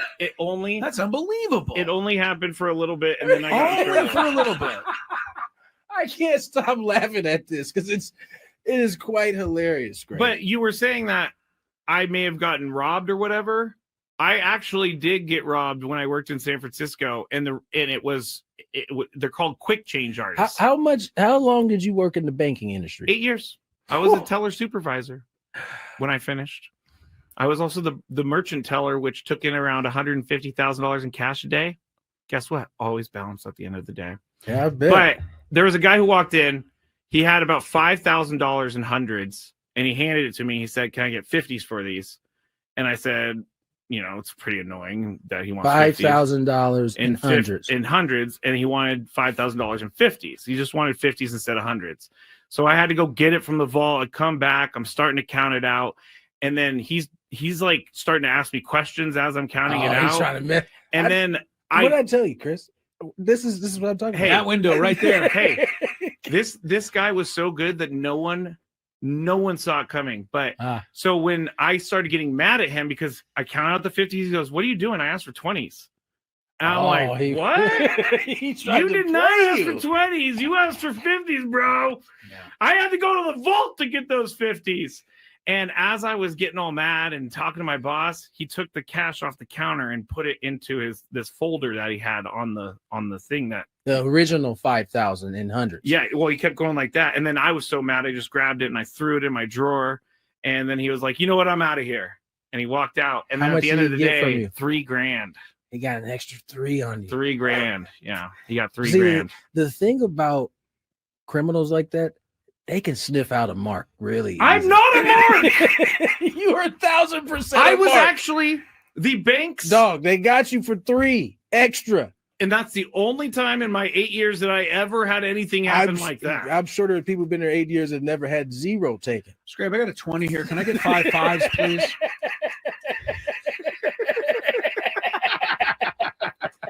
I hate you guys. Let's get to That was one of the worst moments of my life, but you know what? It taught me a lot. Never trust anyone ever again. You know what? You definitely have learned because you don't trust very many people. I don't You trust are- anyone anymore. You are I actually got in trouble once when I worked at the bank for looking up a celebrity. Is sometimes what goes on behind the scenes. Spent pretty much the entire break, Tony trying to teach me how to record our login for the Athletic articles. Scraby had the login sent it to me. Tony taught me how to copy it into my notes. I'm good to go. I can now read the Evan Drellick article. I just want you to know that you are snitching on all of us right now. Oh, we're not supposed to know that? Yes, You think the Athletic is listening? Hey! I hope they're not. Yeah, sorry, Athletic. If our login and password, if y'all login and password don't work, If it doesn't work tomorrow, I You know don't what's up. make enough money to buy a Athletic login, or subscription, so I'm happy. you kind of need this. Well, I use it here you would think I from would. the same IP address. 3:34 is the time. We're going to talk. Kirk Kenny's going to join us in a minute. We had to have Kirk on because we got to figure out, or we're trying to figure out, what in the world the Pac-12 is doing. Now, the question was, as the Aztecs go into the Pac-12 in football and every other sport, but football. Oh, by the way, hats off, a thumbs up to Sean Lewis, center court on the floor last night at the women's game. Good for him. Good for him to be there. Supporting the women's team. That was good. Good on you, Sean. So you got the 4 non-conference games, and then you have 8 games left. You can play 12 in college, right, in the regular season. The Pac-12 only has 8 teams. But are one short. So they'd be one short. You only have 7 other games. So what were they going to do with that last game? And some people thought the Aztecs and everybody else would just have to schedule another non-conference game, which would be difficult because it's hard to find other teams that would be available at that time of year. And then there was talk, are they just going to play another team twice? Or what are they going to do? What they came up with was the flex game. It's the final game of the season. It's scheduled on a date, but we don't know who the Aztecs are playing. And they're going to determine it, I guess, based on the need. Well, we'll get Kirk to explain it. But and the game does not count in the standings. So they're treating it like if you're 7-0 and then you lose that game, you still finish 7-0. Oh, this is going to become a numbers game. Like we need to crazy. beat a certain opponent, so we're going to look for that type of What opponent. they're going to try to do, the way I read it, we'll get Kirk to confirm or deny. Sounds to me like they're going to see where their teams stand in terms of qualifying, if they can, for the playoff.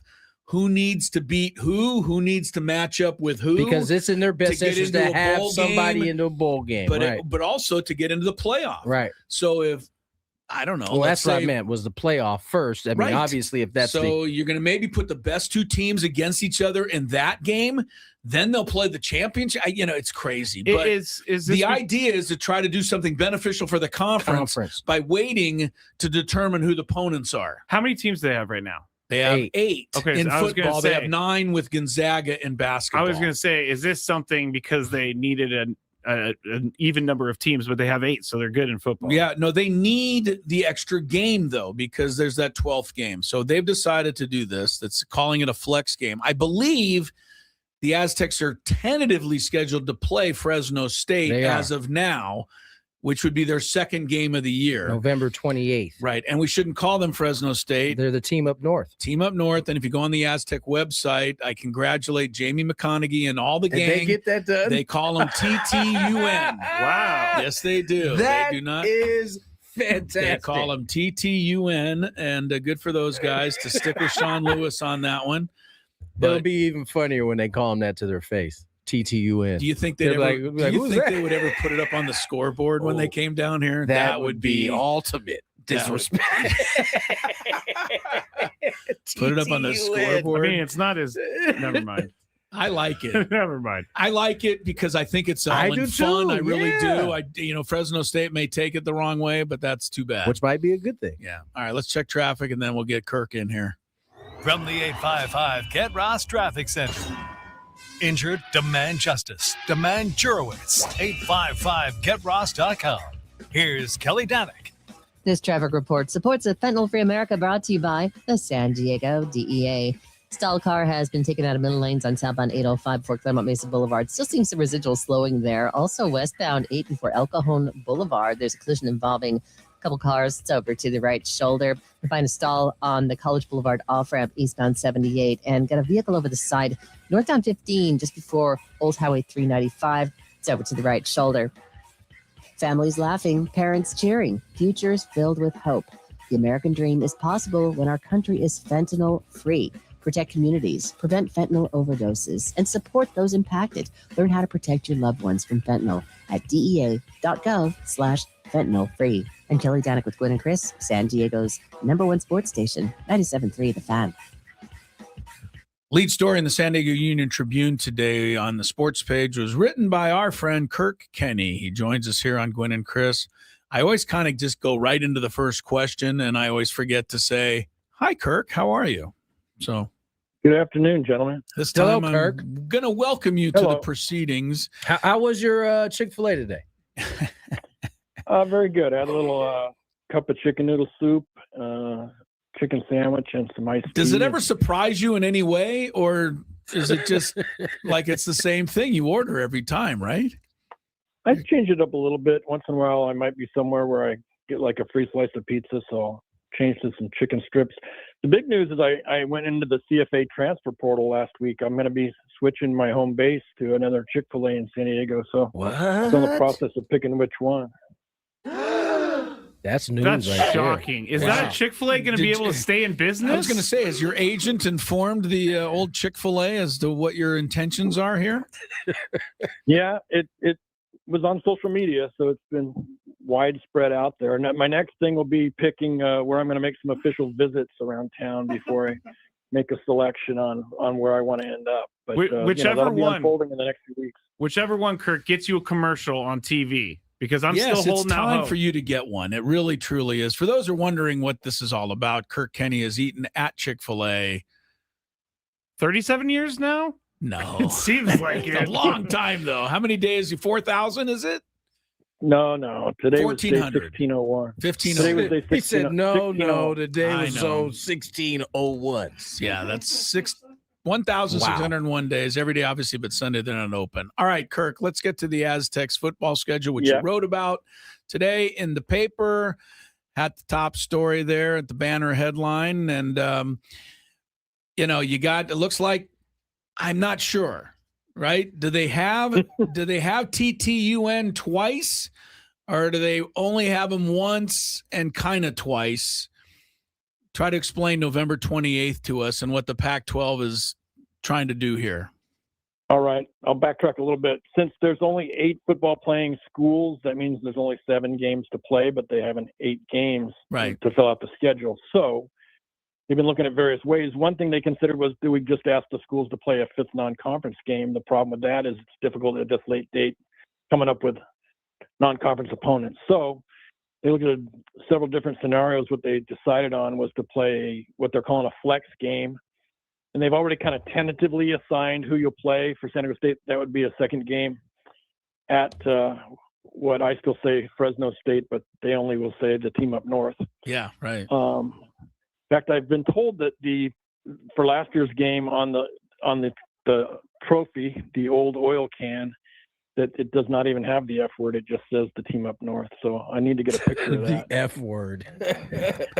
In this case, that word is Fresno. Let's clear that up. Yeah. By the way, that brings up another question while you're explaining this, but if you play for the oil can twice, does that mean it switches hands potentially during the season? I guess it does. Well, and that was a question I raised in the story, but my sources tell me that every time they're taking the field against the team up north, it's going to be for the oil can. So, yeah, that means the traveling trophy might get a little more wear and tear. Yeah. So right now it's listed as tentatively as Fresno State, but they have the option, the conference does, of switching up some matchups to say avoid. That's the last week of the regular season, so they would want to avoid if 2 teams met that were also going to play in the championship. And then also they want to make sure that it positions them best for a potential college football playoff berth. So they might also consider what else would be a matchup that might help in that regard. I mean, would they be, if somehow, some way that those 2 matchups had to happen in back-to-back weeks and it was advantageous for a team to find their way into a playoff scenario. Let's say the Aztecs needed to beat Boise State twice. Right. Right. And then they gave them the game in the flex and they win that. Then they beat them again in the championship and that boosted them in. Is that something they could do? I guess they could. Well, here's the other thing so they also want to make sure every school has 4 home games and 4 away games. And so to get to that final week, 4 schools that have to have a home game that week are Utah State, Colorado State, Fresno State, and Washington State. So the other 4 schools will be matched against one of those 4 schools. That's interesting because I see what you're saying here. Because here's the thing, Tony. I'm looking at the schedule printed out, and if you look at the 21st, the final game that's scheduled, the Aztecs are at Boise State. So if the flex game needed to be between those 2 schools, they couldn't do it because both Boise State and San Diego State need a road game, right? Right. Yeah. Right. So that's weird. Okay. I don't know. Well, and I just don't think you want to play the same team back to back. Well, I think you should play them 3 in a row. You should play them the last game, the flex game, and the championship game. Yeah. And 3 game maybe series. all on the same weekend. On the same weekend. You'd get a lot of Friday, Saturday, attention Sunday. that way. People would be talking about it. Kirk Kenny's with us. The flex game is something that I've never seen before in college football, but that's what the Pac-12 is going to do. I guess the other way you can look at this is actually smart. If the Aztecs are undefeated and they're in, kind of a James Madison type of position, Tony, but Fresno State's in second place, maybe it'd be smarter to change that, have them play last place Texas State so that they have a better chance to stay undefeated. Make sense, Kurt? Right. Yeah, I think you're going to look at whatever scenario would potentially boost them the best. Then now the thing is, the next week you're going to have the championship game, and if a team were to be undefeated, they'd definitely be playing in that. So, what does it all come down to? Kirk, there's going to be a lot of change, I think, especially from the broader spectrum of the entire FBS at how they are viewed after what happened this past year, like especially in the ACC where Duke won it with a 7-5 record, and so they weren't going to be going anywhere. So, that was a wake-up call that you can't be having that kind of stuff going on. Yeah, we had 2 teams from the group of 5 in the playoff last year, and unfortunately... And, of course, we can't have any of that, right? Well, they didn't help their cause by James Madison and Tulane, both getting but trampled. Didn't Alabama lose 38-3? I mean, should they not have been in it either? Yeah. No, you're right. They shouldn't have, but they don't think that's going to change. I think we all agree that they shouldn't have been. They Notre Dame should have been in ahead of them, and we said at the time. But all right, Kirk, with the teams moving, the Pac-12 really kicking off next year, what type of benefit does a school like San Diego State have versus where they're coming from? I mean, it looks like the Mountain West has completed their conference and tried to boost it in the best way possible, but it still looks like, in terms of which conference is better, that the Pac-12, at least on paper, looks to be a little stronger. I definitely think the Pac-12 is probably stronger. I think the best thing that could have happened would have been if they had absorbed, say, the best 9 or 10 teams, the best, say, 9 teams from the Mountain West, and still branded it as the Pac-12. Yeah. And then maybe found 1 or 2 other schools that would boost the whole conference. But I think they've kind of split the way they've split things up. I don't see really that many advantages for San Diego State. I think being able to stay here in the Pac-12, that sounds better. But the money's not that much more. And they're going to have to pay so much of an exit fee, depending on how this lawsuit works out, that the biggest thing I've been saying is that in 5 years from now, are they better positioned to really be in a better situation? Because if they're not, I think there's not that much difference, I think, to being in this conference. I think what Kirk is saying is, makes a lot of sense, at least at this point. The 2 teams that are going to be coming here next year to play football against the Aztecs that would not normally be here, but because of the new conference, are Texas State and Washington State. Are those 2 moving the needle to the point, right, where people are going to be flocking, to get tickets because those 2 teams are coming in? The answer is probably not yes. Well, and Washington State was just here 2 years ago as a non-conference game. So, Right. So, I think it just remains to be seen. But I mean, I think they've been trying to make the best out of a situation that in a lot of ways has been out of their control. Yes. I mean, what would have been really good is if they would have let us into the Pac-12 when it was really, truly still the Pac-12. Because we all know there's a difference, unfortunately. There's a big difference. I know in following this for 40 years that whenever I heard talk about joining the Pac-12, it was, oh boy, they're going to get to play UCLA and USC and, Oregon and Washington. I don't know that I ever heard somebody say, oh boy, they're going to get to play Oregon State and Washington State. Yeah, I'm pretty sure no one said that. Pretty sure. Yeah. But it is what it is, and we move on. What about the James Madison? Is that an attraction to anyone? I think so. I mean, they just coming off the college football playoff, and especially they were needing that non-conference game. The clock was ticking, and I think that was a pretty good get. So I'll interrupt myself. The funny thing there is they had a coaching change, and so their James Madison coach went to UCLA, which is the team that they're playing the week before. They play James Madison. So they're going to see a bunch of former James Madison players on UCLA, and then they're going to get to see the current team the weekend. Get this year's James Madison. And how's the Aztec football shaking out with all of the transferring and going and comings? Kirk, I guess we don't know till they take the field, but what do we think on paper? I think it's been pretty encouraging. Much like last year, they have gotten in a lot of guys that I think will be major contributors. The biggest difference this year is they lost 3 or 4 guys who would have been major contributors this year, starters like Trey White, who went to Texas Tech. And they didn't really lose any key players last year. But I do think the portal worked very well in their favor this year that I think is going to boost them at several positions that they would have been a little bit lean. Tony, who is our guy, the All-American cornerback? He's moving on to the draft. Chris Johnson. Draft time for him, yes? Okay. All right, Kirk. Well, have a good Appreciate you, Kirk. We always appreciate you, Kirk. You can interrupt yourself anytime. All right. Well, when I make my decision on where I'm going to relocate, I'll make sure and invite you guys. Let us know. We'll spread the word. Please. Kirk Kenny. Will do. We need to do like a Chick-fil-A's selection greatest show where he has like hats in front of him and then he picks the right hat. I'm taking my talents to the Curdy Mesa location. I just want to make sure they respect my decision. Fair enough. Well, you can always go to one this year and then do it again next year, Kirk, if you're going to be a true college athlete. That's a good point. I'll just keep putting it out to the highest bidder for my service. Every year. There you go. That is the day and age in which we are. All right, Kirk, go back to your watching Gunsmoke. We'd hate to interrupt.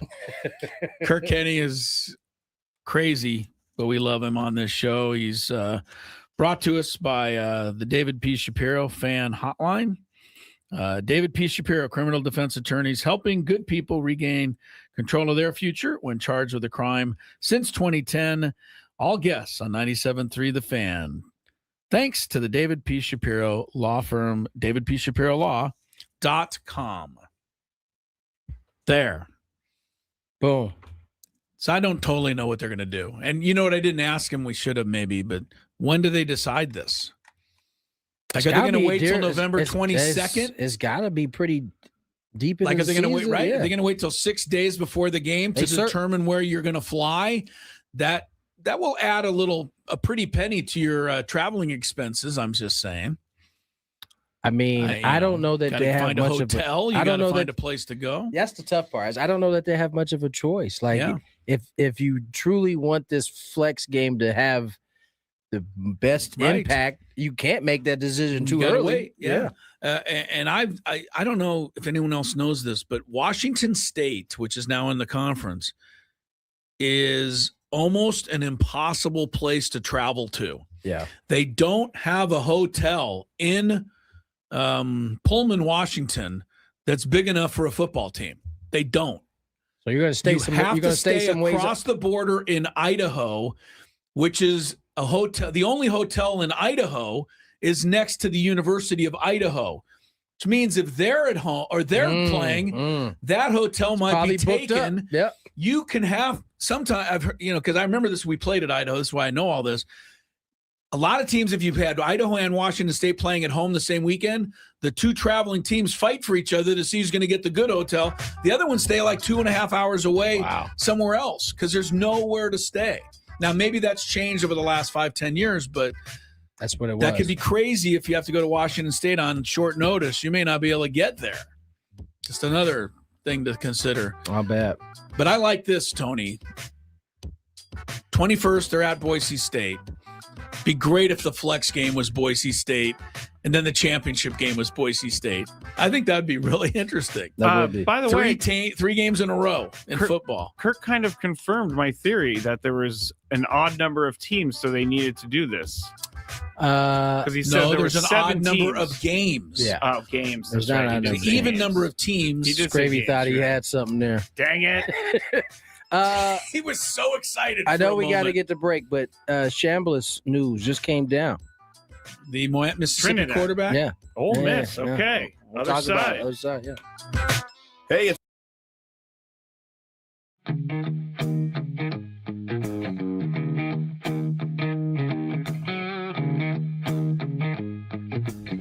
There's Roadrunner. Meet me. He doesn't like me. I guess I wouldn't like me either if I was chasing me.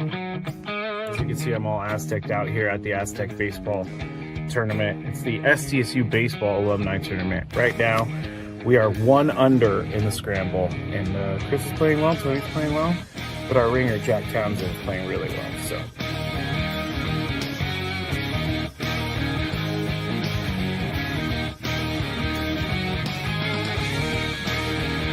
Chris says I can't play golf, but this is the second birdie putt he's made for us. This time it was like 20 feet. Thank you very much, Greg. But once again, you're hitting some very nice shots as well. I'm not usually complimentary to you, but I can't help but be complimentary. Your shot making today. With my what? Your shot making. You've hit some.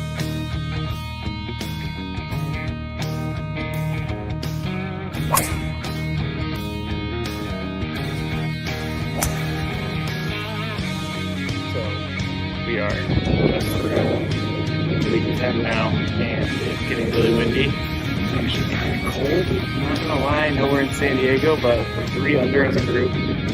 We just got off of birdie, and I just hit my defense.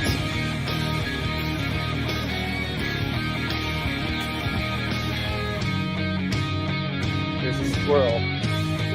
He wants to attack me. Girly! We just got our second birdie of the day thanks to this guy. Yeah, a 4-footer after. It was a 5-footer. After our pro drove it 300 to the front of the green and then chipped it within 5 feet. Uh-oh. Gravy, don't feed the animals. Don't feed the animals. I do feed animals, but Chris made a birdie putt. Shooting the golf course. And we ended up shooting 63 once everything was accounted for, since it was a scramble, and we had an SDSU golf player, Jack Townsend. He was with us, and he did a lot for us. I think we shot 63 because of him. But we all had a good time.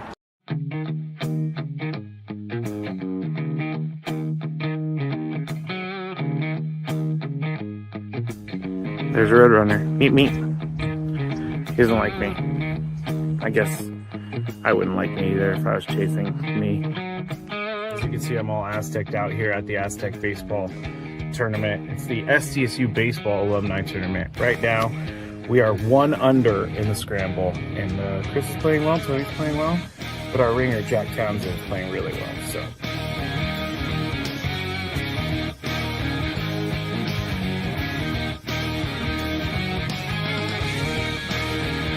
Chris says I can't play golf, but this is the second birdie putt he's made for us. This time it was like 20 feet. Thank you very much, Greg. But once again, you're hitting some very nice shots as well. I'm not usually complimentary to you, but I can't help but be complimentary. Your shot making today. With my what? Your shot making. You've hit some.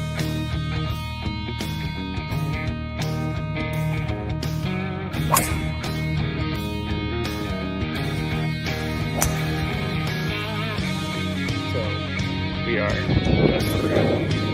league 10 p.m. now, and it's getting really windy. It's actually kind of cold. I'm not gonna lie, I know we're in San Diego, but we're 3 under as a group. We just got off of birdie, and I just hit my new bounce.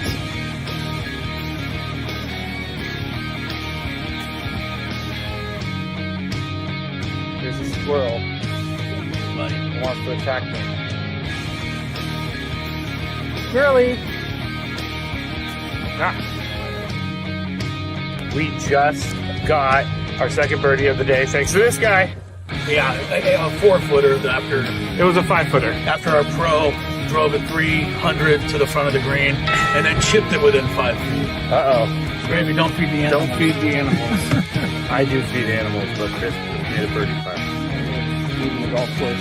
And we ended up shooting 63 once everything was accounted for, since it was a scramble, and we had an SDSU golf player, Jack Townsend. He was with us, and he did a lot for us. I think we shot 63 because of him. But we all had a good time.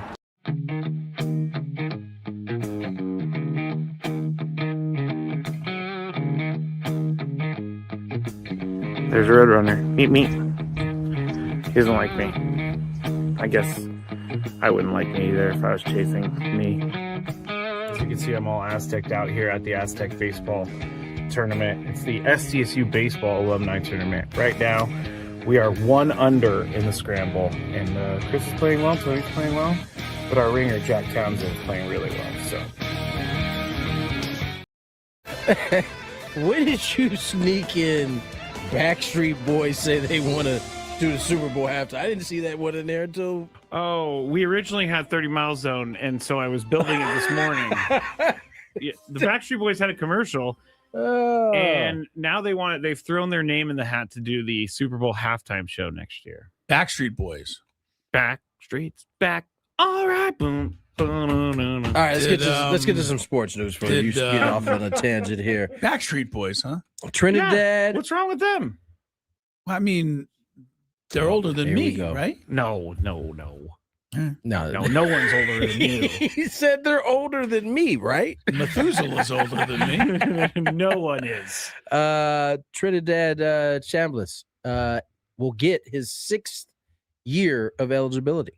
Wow. Yeah, At Old Mississippi. That is. He's been granted an extra year of eligibility by the state court judge, who issued an injunction that paves the way for Chambliss to be eligible in 2026. In a ruling that lasted well over an hour on Thursday. Okay. Judge, finish the story and then wait till I tell you the punchline. Go. Judge Robert Whitwell, of course, ruled that Chambliss clearly met the criteria to receive a medical red shirt for his 6th season. I wonder why he felt that way, Tony. Oh, is he a rebel? Judge Robert Whitwell, who has a law degree from Ole Miss. Oh, my goodness. They're not even trying to hide it anymore. They don't even hide it. I don't think they have any judges in these towns that don't go to the school. He has his law degree from Ole Miss. He concluded that because Chambliss was denied this twice. Yeah, I think it was. I know it was once. Right, at least said once. twice. I I was going to say twice. once. Maybe the appeal was the appeal. So. But the bottom line is, you just keep trying these cases until you find a judge who went to Ole Miss, and eventually they'll let you do it. It's not a big state, Eventually, it will find it's its not way. hard to find a guy. I mean, Alabama, they found a guy. They had to overturn his decision. Right, it was so right. bad. We talk more about court rulings now than we do about the actual sport. I just think it's wild. Like when you, I have just been naive, because the first time you said it with the Alabama dude, I just kind of chalked it up like, oh yeah. But I didn't know what you were going to say when you were going off over there. Right, here it is. But it's just like, wow. Yeah. The Whitwell, the judge, is an old man. Now his undergrad is somewhere else, but I mean, he's got a law degree. He's pretty much, I would assume, connected to Ole Miss. So good for Chambliss. Maybe I root for the players. He did miss a year at Ferris State with respiratory issues, didn't play the whole thing. So I mean, I can see his case, but it's also, you're not supposed to have 6 years to play 4. You're supposed to only have 5. Even just that give rule me, has been just if completely the judge went to shredded by Arizona now. State, I would feel much better about this. Give me a judge from Mississippi Arizona. State. Right. Oh, who doesn't like Right, Mississippi? right, There right. you go. We will actually get a fair ruling. I You think. know if what we I'm go to saying? Like- Mississippi State, Chambliss will be told he can't ever I mean, play again. what are the chances that another judge just blocks this injunction? I think. and Listen, a judge Yeah, that is maybe. not partial to this whole thing could certainly overturn it, as we saw the Alabama. Listen, before I say that, I don't know where the judge went that overturned the Alabama. Not Alabama. yeah, that's a good You know what I'm point. We saying? should figure that out. I don't know where he went, but He went to Auburn. It definitely could. It definitely could happen, though. I'm saying. Wouldn't it be nice if just one thing in this country was on the legit up and up? Goodness. It's kind of. It doesn't matter what what, we do subject nowadays. we're It talking about either. It really is. I'm All just right. going to file an injunction and see what happens. I So don't you know can. what. Just a random injunction. Yeah, just an injunction, and I'll get some sort of approval. Look, on I'm not trying to poke fun anywhere, but if you want to sue me today for $1 billion, you can. Okay, I will. And I'm going to find a it's judge that agrees with absurd, me. But yeah, somebody will let you do it. You do what you want. We are broadcasting live here from the Bill House Studios. We know how to play some Chris versus the Fan. If you had one shot, one opportunity to take down the human almanac himself, howdy do. Now is your time. Listen to me, this guy is dangerous. Now is your opportunity to win a prize. Well, I hope you know what you're in for. Chris versus the Fans starts now on 97.3 The Fan. All right. We are playing for a qualification for a shot at 2 tickets to 9 Inch Nails at Pechanga Arena on March 9th. And the rules, you have to make it through 3 questions. Each question will get more difficult. If you get the question right, you move on. If you get the question wrong and Chris gets it right, you are eliminated. But if Chris gets it wrong, then you move on to the next question or you win. If you're a first-time player, let us know. Wow. Let us know before you get into it, and you will get that question for free. And I also have to tell people, if you call and then you start hearing the radio station on your phone, that means you're on hold. So stop hanging up. I'm getting angry. Scrappy, yeah. That was a hard I'm getting angry. Putting his foot down. I go and I have to pull up the phone thing, and then I have to put it on hold, and then as soon as I put it on hold, they hang up. You know how all of those sayings, like the one you just said, yeah, he's putting his foot down. They all have a history. I wonder what the history of that one is. Oh, of the foot down? Like, yeah, The saying? The saying. Yeah, it came from okay. something. I actually really like. It's fun to look knowing those that Maybe stuff. when they Right. used to, let people slide, they had their foot up or something. So Yeah, now maybe. you I'm can not put sure. it down. I'm You're going not to sure. look this up. Look that one up, Scrappy. Dominic says Mar, which is my AI recorded That's name. right, Mar. Mar going to file an injunction against the other people at the dog park. Absolutely right. Absolutely. I love that he called you Mar. Oh, Trevor calls me Mar. It's great. Those are the real ones that call me Mar because they Oh, man. understand. We've already done the rules. Let's get into it with Charles. Hello, Charles. What's up, fellas? Hi, Charles. Good day to you, How are Charles. you guys? How's the day going? It's good. Just heading home from work, so. How many All right. people in your life have asked you if you're in charge? Sorry. Quite a few there. I couldn't avoid it. All right, here What we did he go. say? Quite a few. Yes, he said quite a few. Here we go. First question.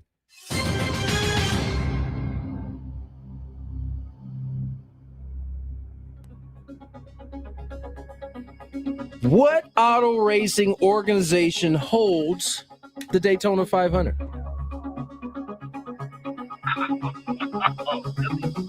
Let's see. You're gonna be upset with yourself, Charles. This is easier than you're thinking. Penske Auto Racing. Oh no! See, give me a shot. I think I You don't want know the he understood the whole- question. Yeah, the whole group. What are they all called? Think along the lines of MLB. It's not IndyCar. Yeah. It's Something. Okay. Yeah, okay. Not working for Charles. Sorry, Charles. Yeah, NASCAR is what he wanted. Yes. Sorry, Charles. Yes. We tried. I'm sorry, He said Charles. the something. Charles, not Charles, Charles. not an auto race. I thought I wasn't an auto When you racing say fan, Charles but not in charge. yeah, not that time. I feel bad for Charles because Yeah. that was a gimme. Oh, it's me. wait on you, buddy. Next one. Let's go to Ian. Hello, Ian. How are you? Hey, guys. Hey, here you go. Ian, good to talk to First you question. How many soccer players are allowed per team on the field? Or the pitch, I guess. This is to play the game. Yes. Okay. There'd be an infinite number if it's just guys on the field Right. standing around. Go 9. He's going 9. 9v9. All right, so we have found two people that are less of auto racing and soccer fans than me, because I know both of I these. actually had to like confirm. You this weren't answer sure with- either, huh? I was like, I think it's this, but I'm actually confirm. hesitating a little now, but I'm Uh-oh. almost sure it's 11, including the goalkeeper. Very nice. It is 11. And to now I 11. commit to memory. Same as football. Same as football. There you go. Football and football. We'll are the need same another thing. Sorry contestant, about see if that, we can get Ian. out of round 1 here. Yeah. Yeah, I mean, we're coming up against the clock here. Give me 1 through 5, Tony. Choose a number. 2. 2 is, I think it's Lauren. Yep. Oh, there we go. I Hi, got it Lauren. right. Here we go. First question.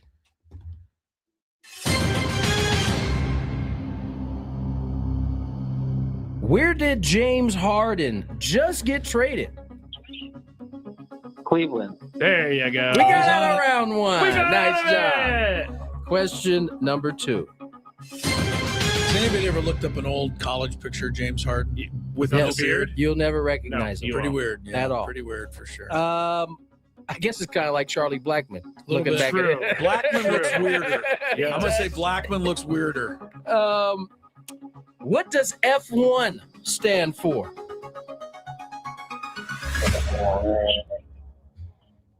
Got a big I movie think there was out. an F. Formula One. Yeah, Formula One, you got it. is. Very By good. the way, great movie. Oh, of course. My, With Brad my Pitt? family says Of that. I haven't course. seen it. It yet. is fantastic. it's tough. I'm giving it If to my you, family Scrape. hadn't It's got good told me meaning. that, I Good, wouldn't believe you. The Scrape. reason it's fantastic is because Brad Pitt actually drives some of these cars, and they actually have like real footage, and so they're actually doing the racing. Some of the racing, it's really good.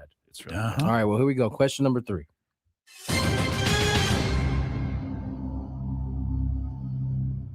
Ooh, I like this one. What is the name of the target in curling? Tough. Just watch the Olympics. Do you just watch and maybe they use The house. That's what I was going to go with. That was right. Yeah. Wow! Very good. Stay Yeah. right there. All right. Nice work. Nice All right. work. I didn't Right think- on time. Wow. It's the house. Yeah. We get to the end of the segment. Nails it. Wow. The house is the answer. That is crazy. All By right. the way, one of us thinks that they would be an excellent curler who could hit the house all the time. It's not me. It's me. It's him. It's me. I think I would be. Tony thinks he'd be a really good curler. We got to get him out Now, there someday. I need you. I don't know where I you need would you do guys. that. I need can you be the guys. Yeah. We got to sweep. I Are need we you the guys sweepers? sweeping. We'll sweep. Tony I'll goes- sweep for Tony you. I'll just put you in good position though. Sweep! Sweep! Scrape will be. Excuse me. What? Forget. That is that's Does pretty- anybody know? Is there honestly? All right, a we have to place- get the break. I'm All right, sorry. but is there any way you could curl in San Diego? Yes, there's a place in Yes. Escondido. Okay. I think we need to do it, guys. That would be kind It's of going to be interesting. tough with Tony leaving on Sunday for Arizona, Well, but to table that for a while. All right, let's get to break. There's a lot of ways we can go. This whole Steve Tisch thing continues to be crazy. The owner of the Giants. What, we got somebody coming on next? yeah, Badritelli. Oh, that's Mr. right. We're doing Badritelli. Aztec basketball. 440. That's right. Badritelli Very good. coming on next. Assistant coach for SDSU coming up next. More Gwynn and Chris. From the 8-5.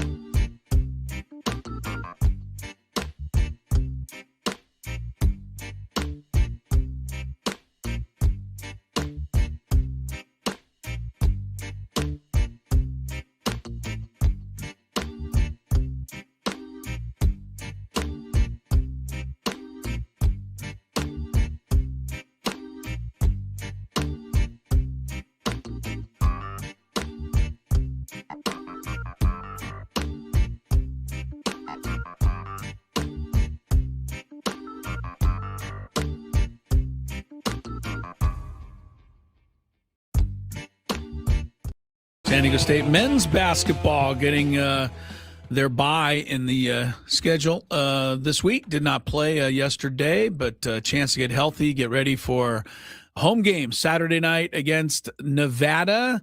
Aztecs right there at the top of the Mountain West, and we're joined right now by Ryan Badratelli, Aztecs men's assistant coach.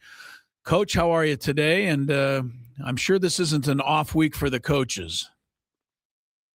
Yeah, no, thanks so much for having me. I'm doing great. It's been what feels a little bit like an off week, but it gives us a chance to get out recruiting, gives us a chance to clean some things up. So not quite an off week, but a little bit of an off week in terms of seeing the guys every single day. So I guess it's a little bit off.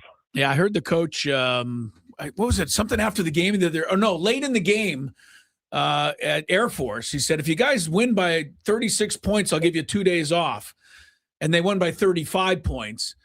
But Dutch had to figure out a way to give them the 2 days off. Anyway. So he changed the rules. So they got the 2 days off right in the end, right? Yeah, well, it was nice. It's nice to be the head coach where you can kind of change the rules. Yeah, right. Fit.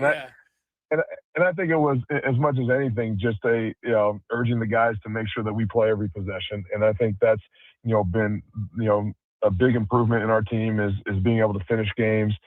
Just finish practice in general. I mean, just all the different things, being able to kind of see things all the way through the end. And so I think that's come with maturity with this team, but it doesn't take without a little bit of urging from the head man a little bit. Ryan Badratelli joins us here on Gwynn and Chris, assistant coach for the men's Aztecs hoops team. And Coach, what is recruit? You just mentioned getting a chance to recruit during the actual season. I'm sure it doesn't happen very often. What does recruiting look like during the season versus when you have more time during the off season? Well, it's like if you have a phone and you have an app that's running in the background. I mean, it's always something that's going on. You never stop recruiting. You never stop either making phone calls or receiving phone calls. It's just a constant thing that goes on, especially at a program like ours where high school recruiting, still is and will maintain to be the lifeblood of our program. I mean, our guys that have been in our program for multiple years are really the ones that have set the tone in our program, that have created the culture, that have maintained the culture. And it's been the reason, as much as anything, that we've, had continued success. And so we're always looking, we're always keeping our eyes out on the best kids, both locally, throughout the country and obviously internationally as well. And so it's always something that's ongoing. We always have our eyes on different guys, and Aztecs a lot of times are guys that emerge, as time goes along. And so there's high school kids out there that have continued to get better through the high school year. And so we're keeping an eye on all those guys and making sure we figure out how to best balance our roster when that time comes. And so you're not able to do that as the season ends. You have to make sure that you're ready when that time comes along the way. And so I think we do our work along the way. We try to not bother Dutch about it too much, but the assistant coaches and our staff are always doing, I think, a good job of making sure we evaluate the talent that's around. Ryan Badratelli is with us. I didn't really want to go in this direction necessarily, but you kind of piqued my interest with the recruiting question. So if I may follow up on it, and how different is the recruiting now with the NIL and with the transfer portal and with the apparently, to what we read, a lot of the top players kind of feeling like they are running the show as opposed to the schools being able to, kind of make an offer. Just take us through a little of that, Ryan, if you would. I think we'd all be curious, what you're facing out there. Yeah, it's certainly a shift. I mean, obviously, recruiting has changed in terms of the dynamics. I mean, certainly because of the NIL component to it. But I think also, as much as anything, it's the ease of transferring. It used to be, aside from the money component of it, it used to be where you'd have to sit out a year, in order to be able to transfer. And so there was skin in the game for the athletes. And so now with the ease of transferring, I think combined with the NIL, it shifts a little bit in terms of how you look at things. But at the same time, like, we got to, understand that the most important recruits are the ones that are already in our program. And that's how we end up sustaining success, and we continue to be good. And with the help of the Mesa Foundation that we have, which is running our NIL, I mean, that is what has helped us continue to stay relevant and really focus on retention as much as anything. And then you have to, also keep an eye out on what else is going on. But also at the same time, be us. And our authentic self is making sure that we get the right guys that fit within the fabric of the university, that makes sense for, the city of San Diego. And so we're always looking at those things as important as anything, because guys that fit us and fit, what we do and how we play and the things that are most important to us is the most important thing. So within all the different parameters of recruiting now, the most important thing is maintaining what we're about and not getting too caught up in, who's doing what elsewhere, is being our best self. And I think that's what's going to help us continue to have sustained success, combined with, the investment that, our community are making into the Mesa Foundation. And so the combination of those things are going to continue to help us move in that direction. But to answer your question, it's changed a lot. I mean, it's not all relationship based. It's not building relationships with recruits. I mean, there is a bottom line that's relevant in talking about recruiting, and how you fit those things together into your roster, makes it a little bit necessary to have some of those roster, conversations in terms of what your roster, bottom line is, financially. And so just figuring out how all that fits together is a real shift from, 20 years ago when I started. Ryan Babratelli joins us, assistant coach for the Aztecs. It's such a fascinating element of college sports. I think about it from a Major League Baseball standpoint. AJ Preller has his draft board, and he's kind of fluid. He's got a bunch of scouts he sends out. You guys don't have that type of staff. You got a far less to work with, but you still got to cover around the same amount of area. We'll get more into that. I want to talk a little bit about this team before we let you get out of here. The team certainly seems to be starting to round into shape. Guys are getting healthy, starting to find a rhythm within the rotation. As you get to this side of the schedule, what are the things that this team is particularly locked in on as we move into February, beginning of March? I think more than anything, it's being about winning. As coaches all the time, I mean, we're worried about every single guy on our roster and buy into roles and getting guys to understand roles and to buy into their roles and understand how their role is really important in terms of how it impacts winning. That takes time. And as many guys as we had returning onto this team, they all were in really significantly different roles, and that's from top to bottom. And so, I think, we get to a point in the season, especially now as we're having success, as really the chips are all laid down, is the guys buying into the most important things that it takes to win. And it's working their minutes. It's understanding what their roles are. It's being bought into both sides of the ball and how it all fits together. I think we're really figuring out what our defensive schemes are and how to best compete defensively. The coaches have figured out what the best position for this particular team is, because every year it's a little bit different in terms of what your strengths are. And so I think the synergy between coaches and players and figuring out each other and figuring out what works best for us is really happening at the right time, which is great. And then you brought up, the health component of it. I mean, obviously we've been without 2 starters for, 4 games. Magoon's been out 6, LZ's been out 4. And so, seeing those guys, start to take the court and start ramping up a little bit makes you feel good as a coach, knowing that we'll be back to full strength, hopefully sooner rather than later. Yeah, tell Sergio to get with it and get those guys healthy. We need him starting this weekend. He's a trainer. Man, we tell him every day. I'll tell you. He's a good guy. Serge is the best. He's absolutely the best. And he really is. We meet as a staff every morning, and then when Serge comes up there, I mess with him. He walks in and he kind of walks in quietly. Usually has like a little cappuccino in his hand. And I tell him, I was like, "You're the Grim Reaper. Like every time you walk in, there's something you got to say. Can we ever have good news?" And so, but he's the absolute best, and he's on call 24/7 for our guys, and he's working his butt off to get everyone back, which is much appreciated. Yeah, hopefully we'll get Magoon and Harrington back Saturday. Good luck, Coach, and heading down the stretch. February is Aztec time, so let's keep it rolling, sir.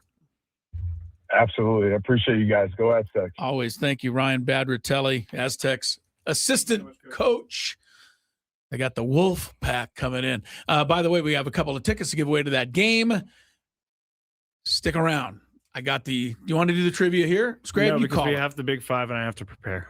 He has to prepare for his big 3 or 4. What are you talking Possibly about? 5. No, there's 5 topics there. All right, well, Big Five's for. All right, Big Five's next, but at the end of the Big Five, get videos ready. Oh, okay. At the Big Five, we'll have a my fault. Scrappy, stop interrupting me. I wasn't even talking. Yeah, but it seemed like you were. Big Five, and then at the end of that, we'll have trivia to get you a couple of tickets to the Aztecs Nevada game. So stick around on Gwynn and Chris. Gwynn and Chris.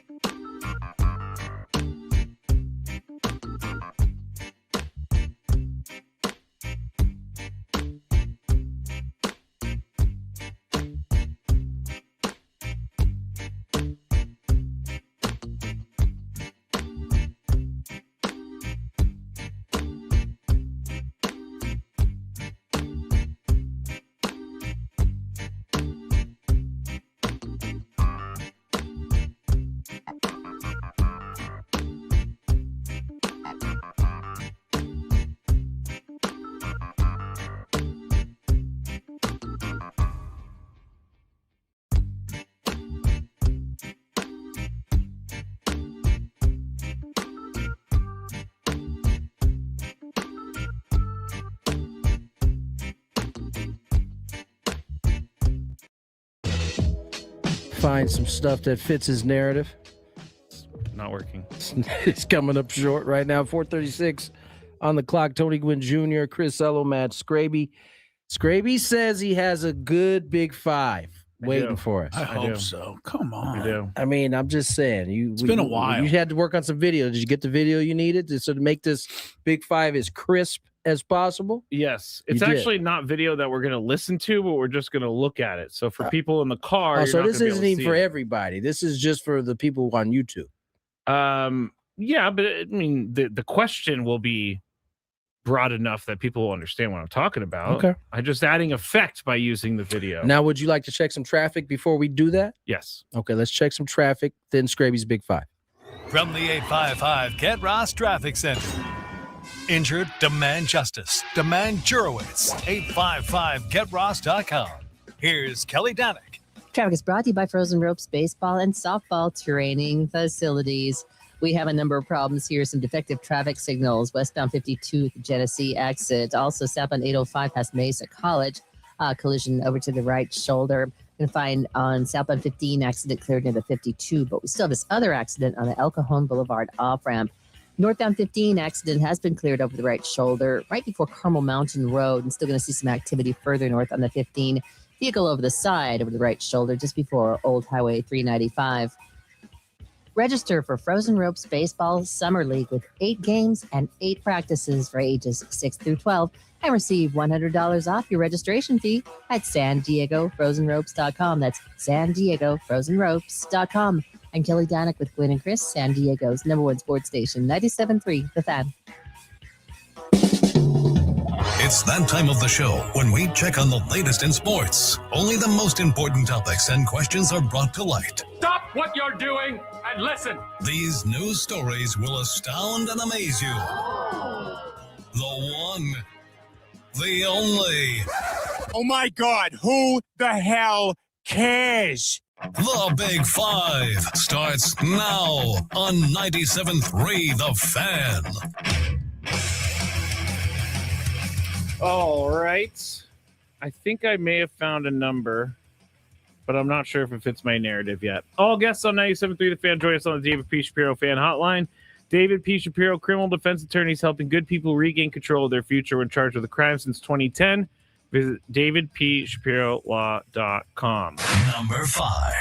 Now, the Dodgers announced today that they have agreed to a 1-year contract extension with third baseman Max Muncy. He's now guaranteed an additional $10 million in the form of a $7 million salary in 2027 and a $3 million buyout. Is Max Muncy any good?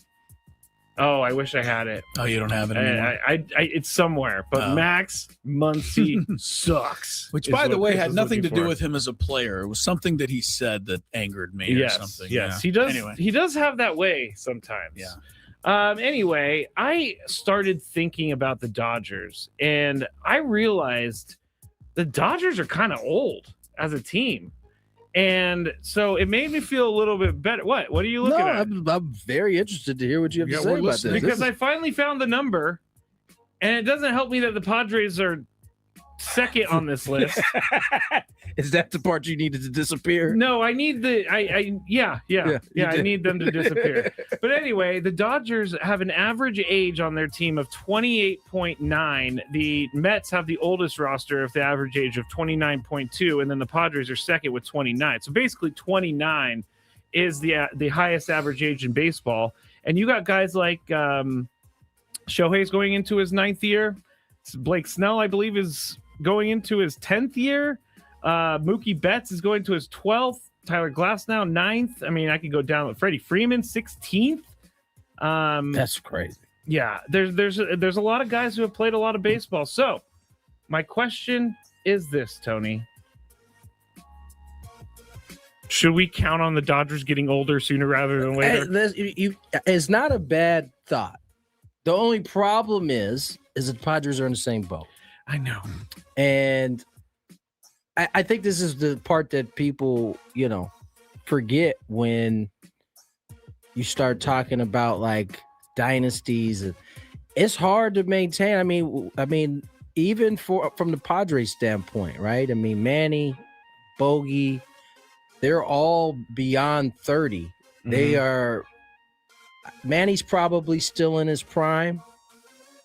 Bogey's probably beyond that at this point. You start looking at their roster. I mean, the Dodgers are certainly hopeful that what they got from Mookie was just an aberration, considering he was kind of sick going the year. But the reality is based on his age, this is where you kind of start to see the decline. Same with Freddie Freeman. I mean, he's 16 in. I mean, at some point, But it's a reasonable thought because the core of their team is older. But so are the Padres. So is the Padres. Yep. Chris, should we hope for the Dodgers to get older faster than the Padres? Well, we should hope. But based on what you just said, with the Dodgers, falling off the cliff and the Padres' gray beards right behind them, I might start betting the Rockies, coming up nipping at the heels. I don't know. Where do you think they rank on the list? I just don't think this matters a lot because average age can be skewed by one player who's 46 years old. I'm not saying they have that, but neither team. Right. But the Dodgers do have some, position players that are a little older. They just are, but I don't know that any of them are a whole lot worse than they've had been. That's the problem. Right. Dodgers' oldest player, according to this, is 37, which I believe is Blake Trinan. All right. Oldest player on. Who is the oldest player of the Padres? Bogey? No, they're saying it's 39. Oh, Darvish. Oh, well, he's not playing this year. So what's next? Who's after Darv? I think they're reflecting Darvish, but I'm not sure who's after him. I'll try to figure it out. Okay. Number 4. You're going to try to ferret it out for us. Yeah, but I'm probably not going to get there. Oh, okay. Great. Because I'm looking up something else. I'm thinking in the bullpen, I don't think it might be Manny. How about Yuki Matsui? Do we really know how old he is? He's not 39. I think he's younger. Joe? Joe's got to be like I think 32? Joe's younger. I think Joe's younger than Manny, right? We'll look up some ages a little bit later. We'll get to it.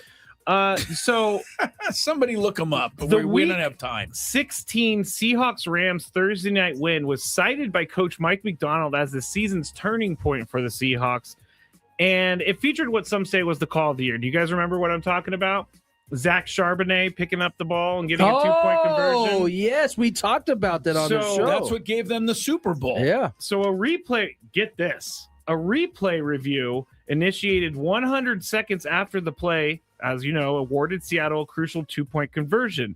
Though NFL analyst Walt Anderson downplayed how the review started, 3 reliable sources confirmed to Pro Football Talk Prime Video's Terry McCauley, who's the in-booth referee, alerted league official Walt Anderson via phone call, implying the review and awarded points that would not have happened if Terry McCauley didn't call the NFL. But they wouldn't have been. So somebody would. I mean, but to me, that just means that somebody who didn't do their job was saved by someone who was paying attention, right? Because the call wasn't incorrect. They got the call. They got the call right. So what would have happened was, if they didn't do that, somebody, rest assured, would have gone back, done this what we're doing right now, and people would have probably been more outraged that the call wasn't.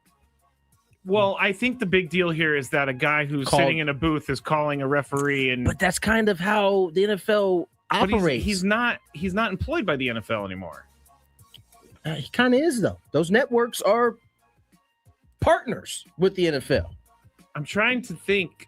Okay, Tony, if true, or no, is it Chris's turn? I'm not sure. I think it's Chris's turn. Chris, if true, how big of a deal is this? I'm not talking about the play itself. I'm talking about Terry McCauley calling. I have something to compare it to, but I'm not going there. This is just so. I'm really curious. Well, I'll tell you off the air. Okay. This is so old and it's just ancient now. It's too bad. There's nothing you can do. So you're finding out something that can't do anything.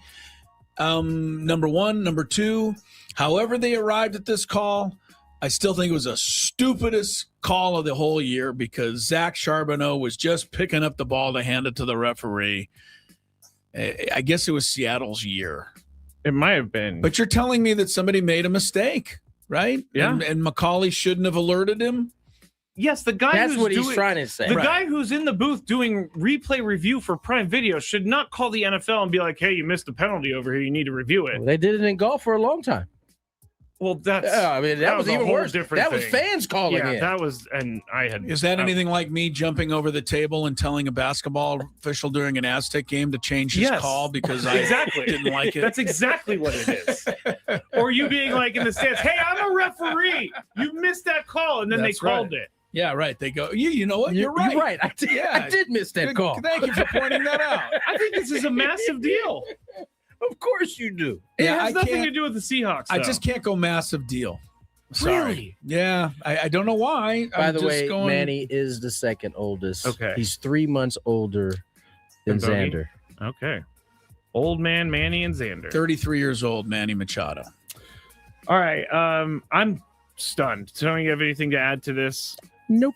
I cannot believe you guys. You guys Well, what really do should- surprise me sometimes. even if we yeah. raised a big stink, there's nothing that can be done. So I don't have time for it. How old's Jason Adam? Move on, Scraby. We No, already looked it up. this is you guys surprised me today with this one because it's so wild He's and born weird. in 91, so he's he's not old enough. They have not the yet. ages right here. If you look at 2025's roster, and every player's listed, and Manny and Bogey at 32 were the oldest last year. So unless somebody's joined the team now, I'm getting suggestions from the chat. Wandy, Ooh. Wandy Peralta. See, you guys are cold-blooded on that. That one. is Yes, 32. Wandy, yes, Oh, Wandy. Wandy's older. Wandy 91. And Jason Yeah. Adam both older. They're both They 33. both are. Yeah. All right, so on we go. I did bad math on Jason Adams' day. Okay, anyway, I missed the 91. See, I don't have ages. I just got years, and I missed Ugh. the 91. no one needs years because then you have to do the math. In No, your you head, don't. and I'm you're just like, looking have for, we passed just that looking date for yet? just look because Darvish is in the 80s. So I'm like, all right, Oh, anybody oh, in the 80s? good No. call. All right, let's Good go call. early 90s. That's I some just missed sleuthing 91. right Jason there. Adam is 34, 192 days. Wandy Peralta, I just, my computer jumped over my All right. clicker. The Big 12 announced something about their courts for the Big 12 basketball tournament 34, coming up. 200 days. Oh, Wandy by 8 days. Wow. There it is. Nice job, Wandy. Old man Wandy. If we interview Wandy at spring training, we have Yeah. to bring it up that he's the oldest Yeah, player on the right, team. Right. So Big 12 tournament in Kansas City, they're basically going to have a video board on the floor. So I'm going to put this up on the YouTube. So if you can't see it right now, it's go to our YouTube, Gwynn and Chris SD, and you will be able to see it. But it is kind of crazy, I must say. I'm really struggling to get this thing up there. All right. Install it, Here we install go. it, Here we go. install So it. they're going to put this out there, and it's going to be a court that just continuously changes what it looks like, and you can use an iPad to change each court. But they're going to have this for their Big 12 tournament, and they think this is really cool. I think it's kind of distracting. You can make the court blue. You can make the court red. You can do whatever you want to this court. They're going to be doing it during the game? That seems crazy. I can't imagine. Remember that. when we watched the NBA All-Star game and they had this and they had stuff moving all over the court? Like, that is what's the crazy part to me. So let me go back to my question. And Tony, Yes. is this too distracting for players? I don't know. I never Yeah, I don't played on either. it. Yeah, right. Maybe they don't notice it when they're would playing. seem to be It's got having to the be. court like flash a different color or do some crazy You've got graphic to notice that while you're as coming a up the player, court trying yeah. to run an offense. I think that would be distracting. I wonder if you can see it under your feet. That's what I'm saying. Like I don't know. Like I know we see it Yeah. on the TV, That's interesting. but I would imagine that would be kind of crazy to have A sponsor pop up as you're dribbling. just like how you hit the effects when you send a text. It's Yeah, like a yeah. big flash. Oh, yeah, like, yeah. could you imagine that coming down the court? All of a sudden, it changes What from is like that? blue to white, and it's like wow. That is kind of funny. So I don't actually. know. It seems like it would be. Chris, too distracting for you? For the players, I mean? Yeah, and even for me as the viewer, I never really got used to that NBA All-Star floor. Maybe in a month or two I would have. Oh, this is coming to So this is I know gonna be it's coming to everywhere. everybody now, but I think it's pretty cool. It looks like they have a floor for every team, but what are they going to do during the tournament? I mean, if it's Iowa State and TCU, are they going to put a TCU floor down the whole game? That wouldn't be fair Probably to Iowa not. State. Yeah, you're right. So, Probably not. But anyway, it is pretty interesting. But they are saying they're embracing innovation. We're never going to make it, Scrappy. How many game. stories? 2 so far? No, we're to number 2 now. Yeah. Number 2. Now, this is why people think that sports betting is bad. So this kid, I can't play this video, but this kid, he got called out for insider trading before the Super Bowl after the Super Bowl because he went to Levi's Stadium, waited for the rehearsal of the national anthem, and timed it to see how long the rehearsal took. He stood out there basically all day, found out how long it was going to take, made the bet, and looks like he won the bet. So I don't even know who's first anymore. Tony, come my way. Should this? I mean, what the question here for me is this illegal? I don't think it should be. You think it should be okay? Listen, if you are going to have these type of bets, enough to put a bet up like if you that, have these type of bets, darn right, and someone is willing to do the work as far as going to the stadium, standing out there all day because these times aren't given. Like you said, he had to stand out there until they did it, and then timed it. Had the wherewithal to bring a stopwatch. Yeah, timed it and then put his bet in. This is why you don't need to have everything as a bet. Because this one can be gamed. This is on you for 100%. for having this bet. I'm glad he did. I'm glad somebody. I wish multiple people went down there and were like, I wish they broke the sports books on this one. By the way, this kid looks like he's 12. Good for him. Good for him. I hate to say this, Scrappy. I'm using myself as an example, but I know things about the Aztec women's basketball game before they're played sometimes, before anybody else does, because I'm around the team, and I'm not going to, but I'm saying if there was a prop bet for a certain player that I happen to know was hurt or was throwing up on the bus to the game, that's just out there. So if you want to put these bets out there, you run that risk. And I'm sorry. Chris is different, right? Because he has a special job.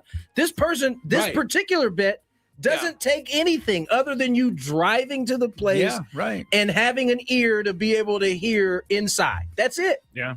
I mean, and by the way, he probably didn't even wait outside because they have no, he waited outside. He has a video of him. I'm saying, but either way, they bring people into that stadium all the time. Yeah, that's true too. Yeah, he couldn't have been the only one who heard the guy practicing the national anthem.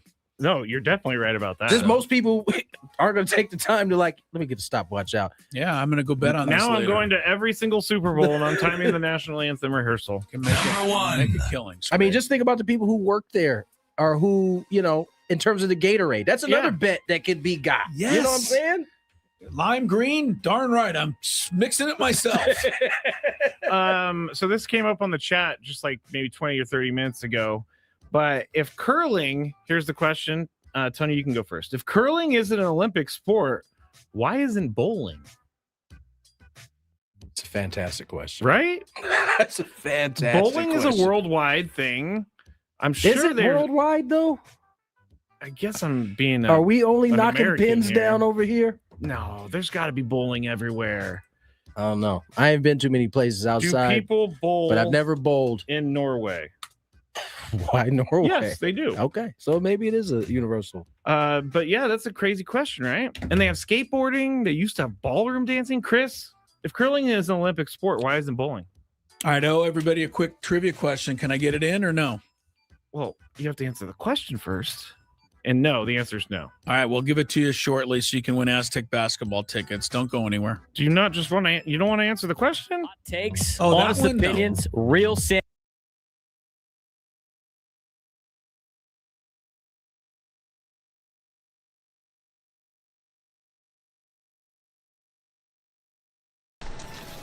What are we doing, guys? I'm going to see the museum for the first time ever. It's going to be sweet. See my dad's plaque. See where Trevor's plaque is going to be. It's going to be pretty dope.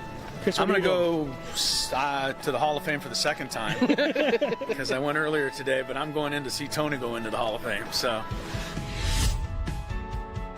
all the way straight at the back left. Straight back left. Straight around that back wall. This one? Yeah. How you feeling, Tony? I don't know how I'm feeling right now, honestly. Excited? I'm definitely excited. Hello. Eric, how you doing? Pretty good.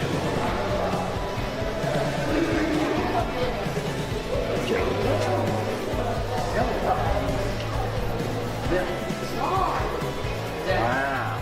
Just like I told you, next to the famous Barney Dreyfus and Leslie Wilkinson, whoever they are. That does look like them. I know. It's a good shot. They don't do them all that great. That one's good. Really good.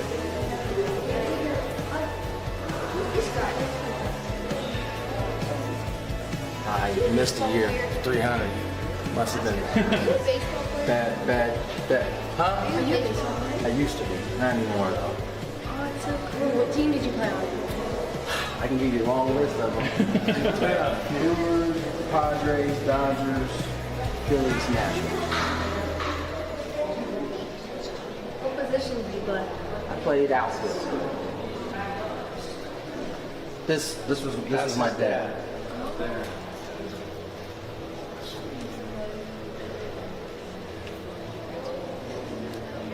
Oh, there's Dick Williams, Goose. I think he'd be pretty happy with his company over there. So. What are you thinking of seeing it for the first time? I'm thinking I'm hot. I'm quite warm right now, but it's cool. I mean, it's what I thought it was going to be. I mean, who not too many people can say they have a dad that's enshrined in this place. So I think this is awesome. What are we doing, guys? I'm going to see the museum for the first time ever. It's going to be sweet. See my dad's plaque. See where Trevor's plaque is going to be. It's going to be pretty dope. Chris, I'm going to go to the Hall of Fame for the second time because I went earlier today, but I'm going in to see Tony go into the Hall of Fame. So all the way straight back left. Straight back left. Straight around that back wall. This one? Yeah. How you feeling, Tony? I don't know how I'm feeling right now, honestly. Excited? I'm definitely excited. Hello, Eric. How you doing? Pretty good.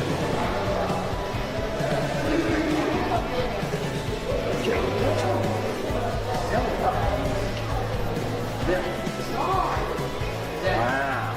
Just like I told you, next to the famous Barney Dreyfus and Leslie Wilkinson, whoever they are. That does look like them. I know.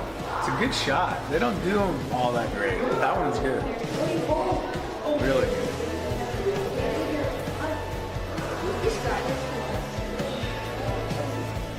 I missed a year. 300.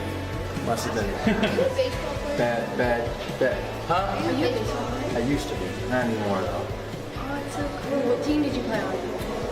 I can give you a long list of them. Brewers, Padres, Dodgers, Phillies, Nationals. What position did you play? I played outfield. This was my dad.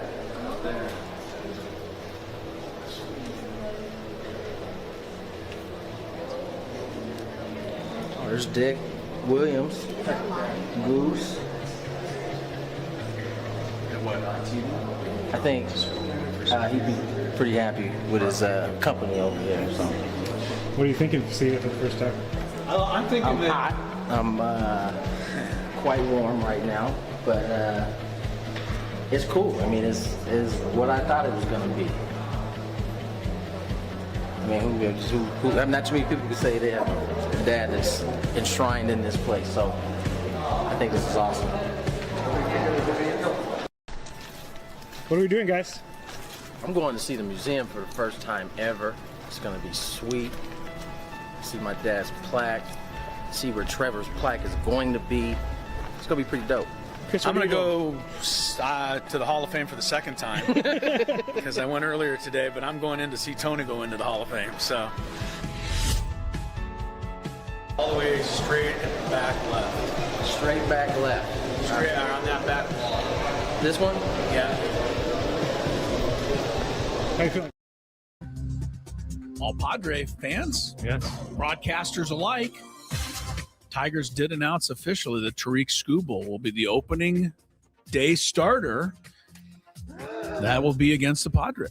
Yep. So Won't Tony be able to start duck. doing- Won't be able to duck them this year. Can't duck that, Ace. The question going forward this year: can the Padres again twice pass through the Pirates without facing Paul Skeens? I'm gonna go check the schedule. and see 2 where this years. There's no way you're going to be able to line Yeah, it you up. can't No, I'm line just it gonna up see now. where in the season it is. Yeah, no, but, it's funny. 2 years in a row, the Padres have missed Paul Skeens both times. I have yet to see Skeen. Well, I saw him, but I had to like go on an off day to go see him. Right, he wasn't playing the Padres. I have yet to see Skeens, and I have yet to see Scooble. I'll be able to, unfortunately, I guess. Yeah, you get Scooble to check him off the box there. Right, the Tigers rather have not announced their second game. This might starter, be the but best time to get him, though. But I'm gonna First game of the season, he Yeah. ain't quite built up quite yet. Yeah, second game, you got to. They haven't announced it, but you got to believe it'll be old. Verlander? No. Who? The really Framber. Oh, Valdez. that's right. They added him. That's right. You may not get Verlander till the third game or beyond. I We think might they're not going see to him get at all. Skeens because the You first can't possibly. no, the first Pirates series is the Yeah. first road trip of the year. I'm sure. So it's What does that the mean they Pirates don't is pitch? the 10th game of the Padres year. So I'm thinking in the 3 days they'll probably face him. Maybe you're right. We've thought that every time so do far. we go to Pittsburgh that early? Yes, that's you're in Pittsburgh on so April awesome. 6th, 7th, and 8th. And Oh, you think Paul's- it's awesome? No, I don't. Paul I'm Skeens will joking. be on vacation from the 5th through the 9th. He does seem to duck the team all the time. Right, he didn't want to face Yeah, I us. don't know if he's ducking. All right, so I that's want to the, see Jackson Merrill, Paul Skeens. Yeah, well, we're going to see it in year 3 instead of when we really wanted to see it, the year that we should have won the Rookie of the Year. Yeah. We're never going to forget that one, are Nope. we? Nope. Couple of other baseball notes as we kick off the happy hour here. Nick Castellanos, former Philly, as it turns out. He's been released by Philadelphia.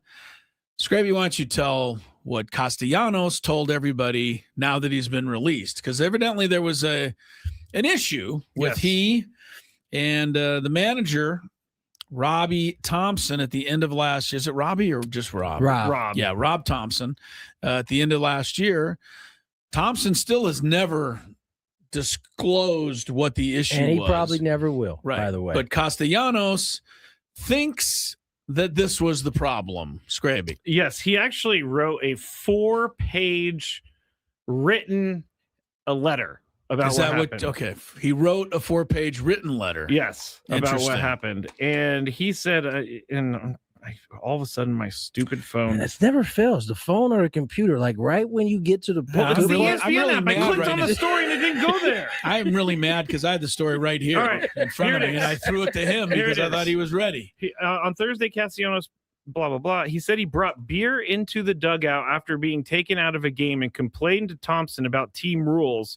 He said teammates took the beer away before he drank any, but here's what he wrote, quote, after being taken out of a close ball game in front of my friends and family, I brought a Presidente into the dugout, which apparently is a Philly beer. I didn't know that. I thought it might have been a cigar. That's all they have in Philly. You get a Presidente.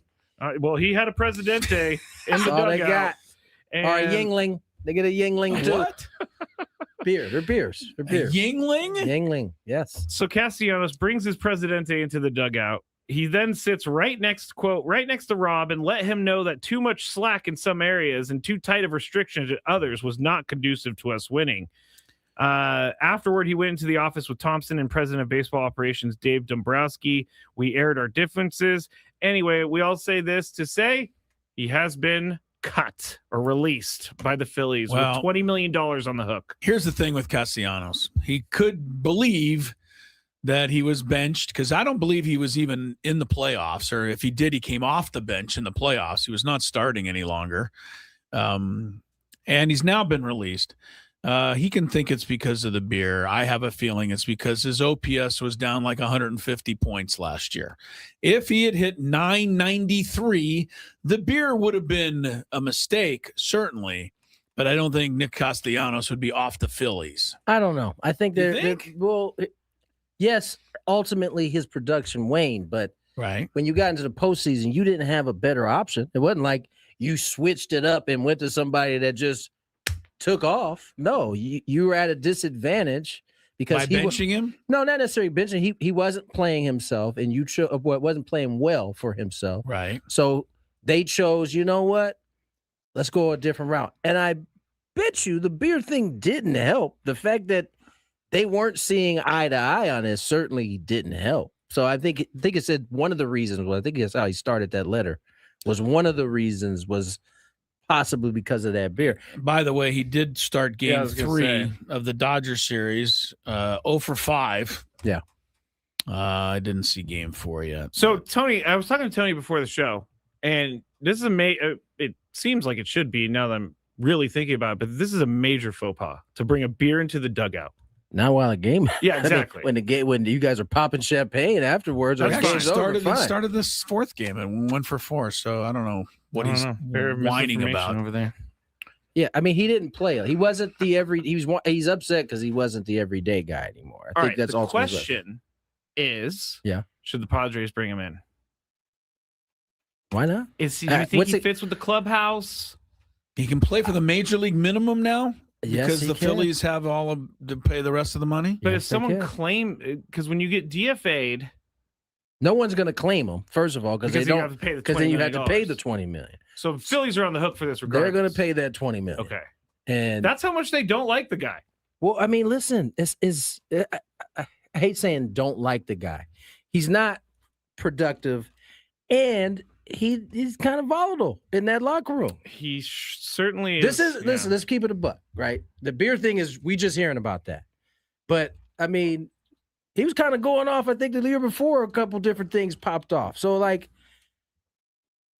at some point when your production, and I think we talked about this with Ryan Clark saying it the other day, some point when the production isn't matching the headache that maybe you have become, then they cut ties. That's all teams. I mean, he said he's ready to play. He said he still loves playing baseball. He said he still loves winning. He's addicted to winning. So Yeah, batting average about 30 points lower. Home runs down 7, lower than average. OPS down 100 points. He's been trending in that direction also for the last couple of years. I think I would not bring him in. It sounds like you would want him if you get the 34, 100, 309 batting average at 20, If you get that, you're paying $20 million. But right, he's not going to do that. yeah, but what if you now. are only paying $2 million for him because $2 million? I think I would take a chance on that. Why? Even if he produces what he did last year, he's going to hit 250 with 17 home runs. Is that what you want? You're good? I would rather have those 17 home runs on the Padres bench. I don't know that he's going to want to be not going to hit him if he's on the bench. That's what you got out of Andujar. You was cool with that, didn't you? Yeah, Chris. Andujar is 17 trending. homers. Andujar's trending upward last couple of years. Castellanos trending down. Last couple of years. Difference Yes. the way I see it. I did look through this last night, and Chris is correct. All numbers go down from the last 3 years. Yeah. Okay. But for $2 million, That's what we're talking about. We're not talking about paying $20 million for lower production. no, he's getting that from the Phillies. I mean, here's the thing. Here's what I would also argue on this. Yuli Gurriel. What can it hurt if we give him $1 million and bring him in to be the DH? Well, he can muck up our lineup for a month and a half, which is pretty much what he did. Did he though? We went 14. I just want to remind you what the start was last year. We won all those that games. He was mucking up the lineup. He was 4 for 36 with the Padres. Yeah, I know, but Tony's saying they were winning games at that time. So it was like nobody was paying attention. It wasn't until that winning streak turned into a little bit of losing that everybody was like, "Who's this DH guy we got he's here? ruining it for He's us. killing us." See, the difference is to me is that Nick Castellanos is still in an age where he's playing. How at old is least- Nick? Nick 31? is 34. Oh, he's not super. He'd be one of the older statesmen. Yes, he would. Yuli Gurriel was 40-something. 41. Yeah, no doubt. I'm not comparing her to you, Eric, but I see Chris's point. You got one guy trending down. In Andujar's case, he's trending upwards. He's younger. On March 4th of this year, he's going to be 34. At this point, with Andujar coming in, honestly, I don't know that there's a spot for Castellanos. Kind of have a I mean, I know Andujar's played some outfield. I saw him with the first base glove on yesterday. So we actually have audio about that if we want to listen to it on the other side about Andujar at first base from Craig Stammen.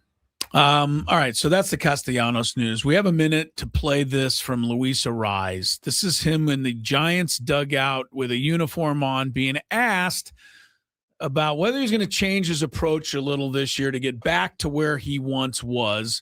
This is him talking about last year with the Padres. Thought you'd be interested. Your offensive approach at all, or do you plan to, be? No, I don't have to change anything. I have a concussion last year, a big concussion in Houston. It's not an excuse, but it's affected me a lot. But the good thing is new year. The good thing is I have another opportunity to get better. And I'm ready to go, man. So the number is going to be there. So if we play hard. Did it affect your vision? There you go. He said it. The numbers are going to be there. If the numbers are there this year, are you going to miss him? I know you're all saying, no, we'll not miss him because they're going to miss him. He cost us the entire season last year. Him and I still. Who we were just talking about? DH? Oh, Gurriel. Yeah, Gurriel. Yeah, because Arise only, what did Arise at 297? It had almost as many RBIs as Tatis, but he cost us the season. I know. It is going to be more apparent too because it's in the division. You're going to see him. So, I think for everybody's case, they hope that he doesn't return back to that. I think we're going to have to root against him. He says the concussion affected him last year. We'll see how that turns out. I mean, I can't imagine that a concussion feels I forgot great. about it. He got clocked. He got hit pretty good on that one. Was it? It was near first base? It was at first base, right? He was going down the line. Yeah, and he did get clocked pretty good. All right. I think we're going to miss him, Chris. Give away those tickets. Who's the only Nevada Wolfpack basketball player ever to win a ring in the NBA as a player? This is a great one. And I will tell you, it happened in the last 10 years, and he won 3 of them with 2 different teams. If you can come up with that one, you can go see Nevada and the Aztecs on Saturday night. First person, 833-288-0973. By the way, the only Aztec ever to win an NBA ring as a player is Kawhi Leonard. Now, name the only Nevada Wolfpack player. From the 8-5. The gondola pulls in. Yeah. It goes very slow. Yeah, it slows down like for everybody. Really slow. As we're getting off, over to my left, there's a couple getting in the gondola, going up the mountain. So it's the opposite for them. They're standing there. The gondola comes up. The door opens. You step on. Well, there was a commotion. Uh-oh. There was a commotion. Someone fell. There was a commotion, and Lori goes, hey, there's a commotion. She said commotion? I don't think she said that. But we go kind of not hustling, but walking over there quickly. There's a lady who has fallen as she's trying to get into the gondola. She's now got one leg in the gondola. Oh, no! The other leg and body trapped underneath the gondola. 90. No, she's probably in her late 50s. How do I say this best? Oh, she's heavy set? She's in the shape of somebody who's in their 70s. You've got to rescue the poor lady. She's trapped under the gondola. And of course, as soon as she falls and there's the commotion, the guy running the station stops the gondola. Okay, I was going to Which means everybody on the mountain and 4 miles away has to stop. Everybody has to stop while we try to extricate the lady from the gondola. Okay, let me ask you a question. Underneath the gondola. She's got one leg on the gondola. The rest of her body is underneath the gondola. And when I arrive to see what's going on, I'm kind of the first or second person there. You're a first responder? Pretty much. The guy running the gondola place is busy stopping traffic. The ride. Yeah. No, he's stopping the ride. Oh, okay. All right. So we're kind of first there. Lori's behind me. The lady's on her back. She's looking straight up in the air.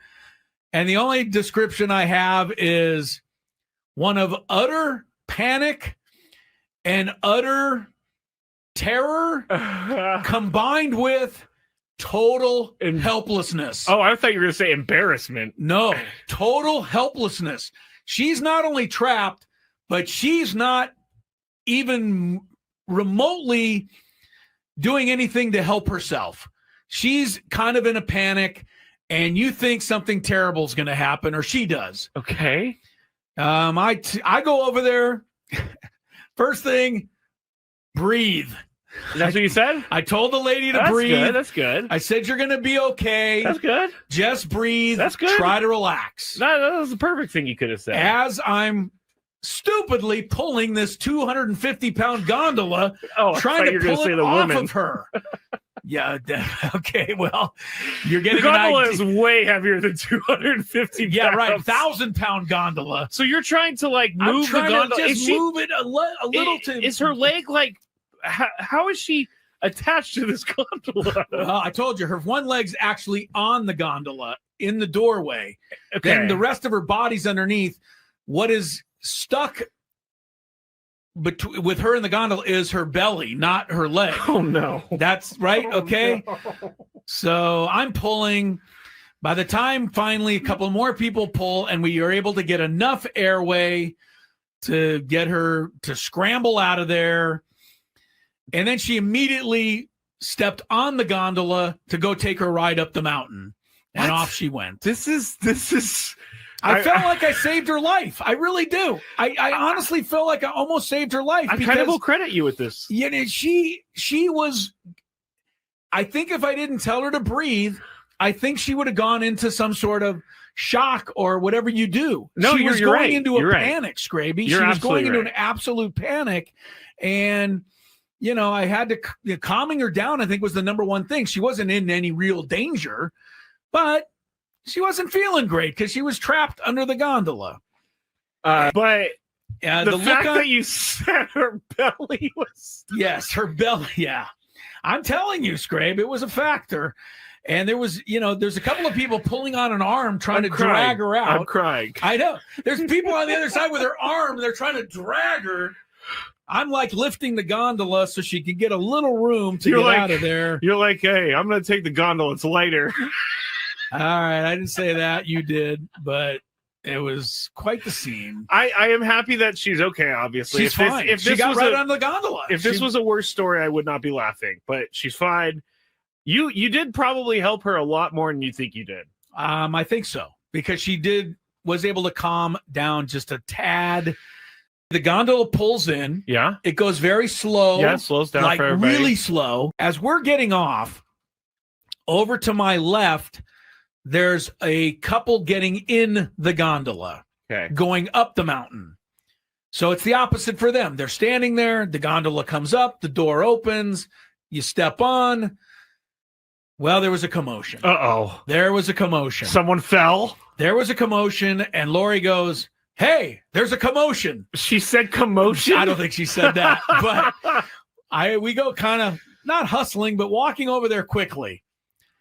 There's a lady who has fallen as she's trying to get into the gondola. She's now got one leg in the gondola. Oh, no! The other leg and body trapped underneath the gondola. 90. No, she's probably in her late 50s. How do I say this best? Oh, she's heavy set? She's in the shape of somebody who's in their 70s. You've got to rescue the poor lady. She's trapped under the gondola.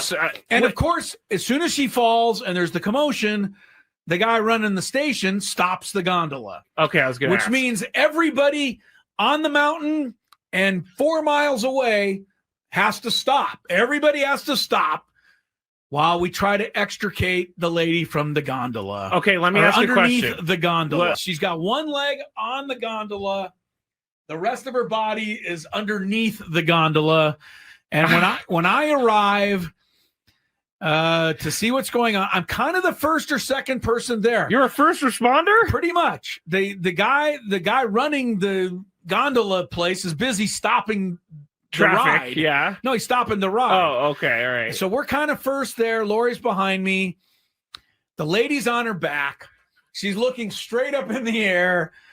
And the only description I have is one of utter panic and utter terror.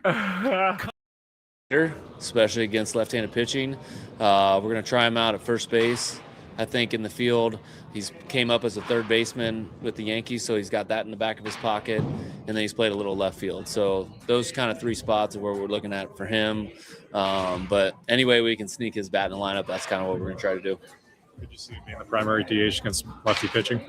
Yeah, I could see him for sure being that. Like, he's going to get a lot of at-bats, whether that's lefties or righties, but, we got a weapon against left-handed pitching. Scrappy, do me a favor. Turn your computer towards me and just play the beginning part of it real quick. I just want to see Stammen's face when he said it.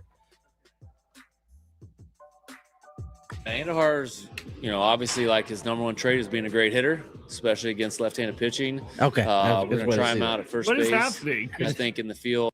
He said his number one trait is being a good hitter. So, it's better than his number 1 trait being like he folds his clothes neatly in the locker room or something. I only bring that up because he did not highlight the defensive acumen of. Yeah, that's not going to be an Andujar strength. No, it's not. But he does hammer. At least last year he hammered. Wasn't it 9 hundo on the OPS? Yeah, hammers left-hand pitching. So something, an area in which the Padres need to improve at. He certainly can do that. I think the defense, it'll all matter really which spot he's better at. If he's just butchering it up at first and he's better in left, he's going to play more left. If it's the opposite way, he's going to play more first base. I don't think they're expecting him to go out and give a gold glove performance, but as long as his bat is loud, they're going to find a spot for him. By the way, I think it's fair to bring up whenever we say if a guy's not going to give a gold glove performance type of thing, doesn't mean like every ground ball hit to him, he's going to kick it into the stands either. These are still major league players. And, he's going to make the plays if he's out there. He did play third base for the Yankees his rookie year. I mean, he's going to play. I think, is he going to steal a bunch of runs for you at first base? Probably not. But I heard all year, and here I go defending him again, but I heard all year what a terrible first baseman Arise was. And save for a couple of plays, Tony, I just didn't see that. Now, maybe the metrics will say he could have got to this ball, he could have got to that ball. That, I don't know. But I know when the ball was hit down there, he came up with it almost every time, and that's all I need. Yeah, no, so I assume people know that when anybody refers to, he might not get a gold glove. First of all, gold glove is the creme de la creme. So yeah, right. If he's falling short of that, I think everybody take it. But I don't think he's going to fall short of that. He's not a defender. He is an offensive tool, as Chris said. He's a big leaguer. He'll make most of the plays that he can make, and the Padres will kind of go from there. I'm looking at his stats, and I didn't find it, but I don't have more time to see how he's done against Tarek Skubal and Framber Valdez, because I'm thinking he'll be in the lineup against both guys the first 2 games of the season. Yeah, I'm pretty much sure he'll probably be in that bad boy, assuming he's healthy. You said Tarek Skubal and Framber Valdez. Let me go look this up. You want to look it up? I'm looking it up right now. I don't see it. It doesn't. I don't know that he's faced them enough. Oh, maybe he hasn't even faced them. Right. So unless you find it, no data there. It's not a big data. If it's any data, it's a couple of it. Take that for data. Take that for whatever we got. All right. Congratulations there to take that for data. Thank you. Congratulations to who called Tone Scrabe. I didn't get the gentleman's name. Ryan. He went to the University of Nevada. It had to be somebody. So he was able to come up with this because I don't. Unless somebody Googled something and it came up. The answer is JaVale McGee, who was an old Laker backup center and also got 2 titles with the Warriors. I mean, you talk about being in the right place at the right time. JaVale McGee was, not an all-star. Let's put it that way. I tell you what, JaVale McGee was really good for the Lakers the year he got a championship. He did his thing, but he's got 3 championship rings out of it. He's the only Nevada Wolfpack player ever to win an NBA championship. Here we go. I found it, Scraby. Really digging. Miguel Andujar, 2 at-bats against Skubal. No hits. No, for 2. No at bats So against Fromber. Okay, so not a lot of data there. But anyway, congratulations, Ryan. You will go see your old Nevada Wolf Pack there. Take on the Aztecs Saturday at Viejas Arena. By the way, just a little word to everybody who's going to the game. If you want to yell and scream at boo, Steve Alford all night long and be a little bit over the top about it. That's Chris's guy right you there. You have my permission. They go way back. Steve Alford. Ugh. Oh, my. Well, I mean, look, when he was at New Mexico, can I tell you some of the things he pulled at New Mexico? I don't know. He may have finally calmed down a tad. I don't know for sure. Man, when he was at New Mexico, ugh, no good, Scrape. No good. Really? What? I mean, give me one thing. Oh, you know what? I was supposed to give you off the air, my comparison to Luisa Rise thing, and I didn't give you that either. That's okay. So, I'm not going to give up Alford's transgressions. How about they were many? How about players up 6-1 in arbitration cases? Somebody's getting fired off of that panel. I don't know if you guys know this. At the end of every arbitration season, owners or players can decide to get rid of somebody off the panel. Who is the panel? Where are they coming from? It's 3 people that both sides agree on.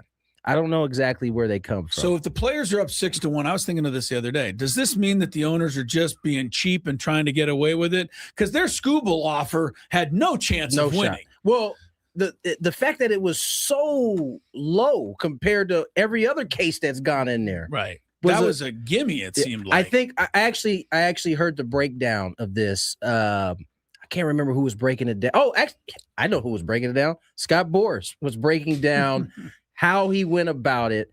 And he said that their case was that Jacob deGrom, who had won 2 Cy Youngs, and I think a shorter period of time before he reached this stage, was the case or was the comp for Scooble.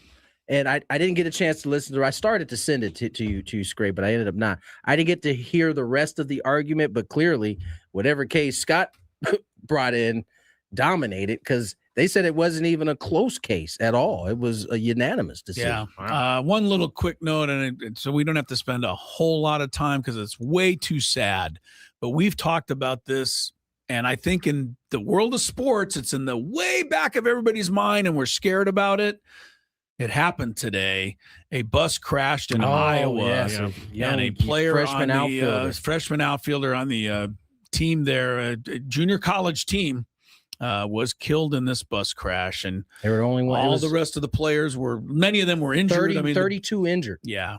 These are stories that scare anybody who's ever played athletics and has to travel a lot. So thoughts to everyone involved in that university. And I want to find the school's name. Iowa Lakes Community College. Carter Johnson. They've identified him. 19 years old. Passed today. Do they know? Was it like they don't know what happened in the crash? It was a solo crash, so they don't know the bus exactly overturned. what happened. Don't know exactly what happened. It was icy or something. Because I know this is a serious story, but I went through Iowa during a winter one time, and I did about 7 spins on the freeway. Really? Yeah. That's scary. Yeah. I had someone with me and they were like, calm down. And I was like, ah! Totally see Scraby losing his mind. I was like, just so when you going in started circles. spinning, you relaxed, is what you're saying. Well, they actually told me, take your foot off the gas. Like, don't. Yes, and you steer kept your into foot on the gas the first time? Well, I didn't know what to do. You take your foot off the gas and you steer into the it. spin. Yes, never steer. How do you not know that? No, spinning with the spin. Oh, yes, you do that because it stops you faster. No, How do I not know that? I do know that, but my brain malfunctioned when it actually happened to me at 70 miles an hour on the freeway. This, Chris, they say pressure bust pipes. What pipes does he have, though? He's not lifting. He's not lifting. Come on.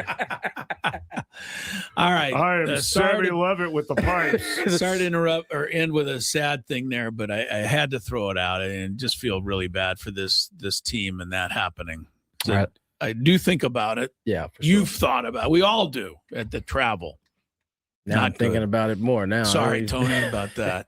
Let's get to break. Who's on break? It's You? me. Okay. Other side, finish up the show with a little Winter Olympics update. Hey, it's Ben and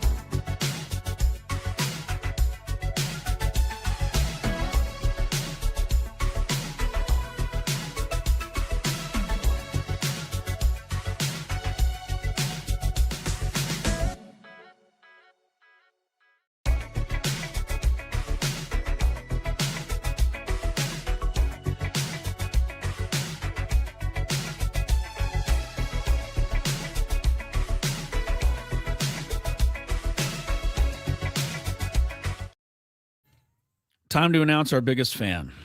We got a lot of them out there. We appreciate each and every one of you. By the way, Happy Hours brought to you by GL Pools, the company trusted by thousands of San Diegans to keep their pools sparkling, swim ready, and expertly, yes, you can call it expertly, maintained. Call GL Pools now and say radio. Can you, though? I believe you can say expertly. Expertly? Instead of expertly. I think you can. I think it's officially Hey, allowed. listen, I'm going with it if you're going with it. Yeah. Don't try it during a ball game, Tony. Just in You don't think I case. should drop that Yeah, next that was to Jesse? expertly played by Manny Machado. Don't try that. Call GL Pools now and say radio. You get a free month of service from the experts there at GL Pools.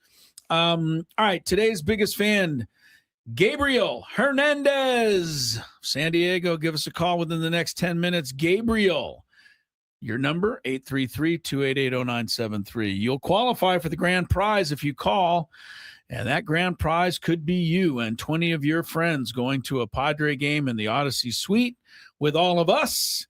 Later this season, it'll all be catered by Spiro's Mediterranean Cuisine.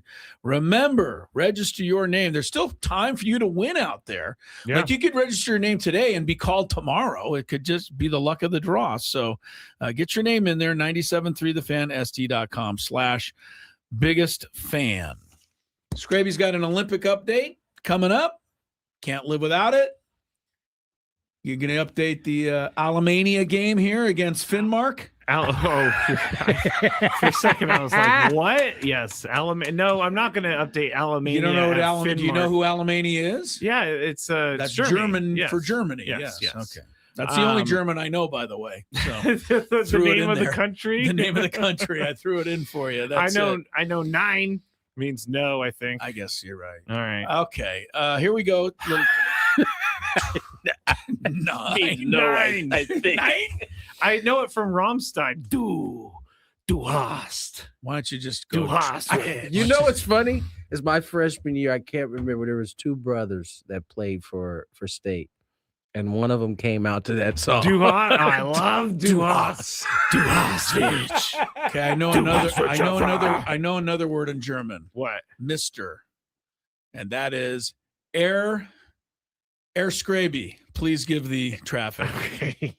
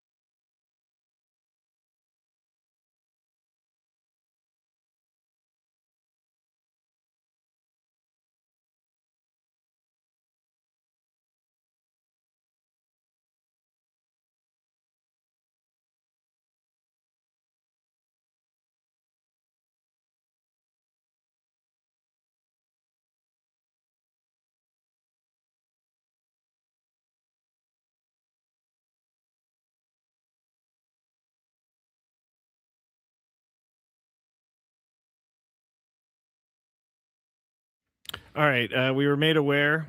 And Alemania was Germany in Spanish? Yes. Okay. Deutschland is German. See, I'm covering all kinds of languages This here. is why I don't participate in conversations. leave that out? Well, I thought it was wrong, but you guys have shamed me so many times on the show. I was like, I'm not going to risk it. I'm going to risk one more. I'm going to risk one more. What? Going in for a second bite of the I apple. want to say happy birthday before it's too late. One more time to Fräulein Gwynn. Yeah. That's Tony's wife. Fräulein Gwynn.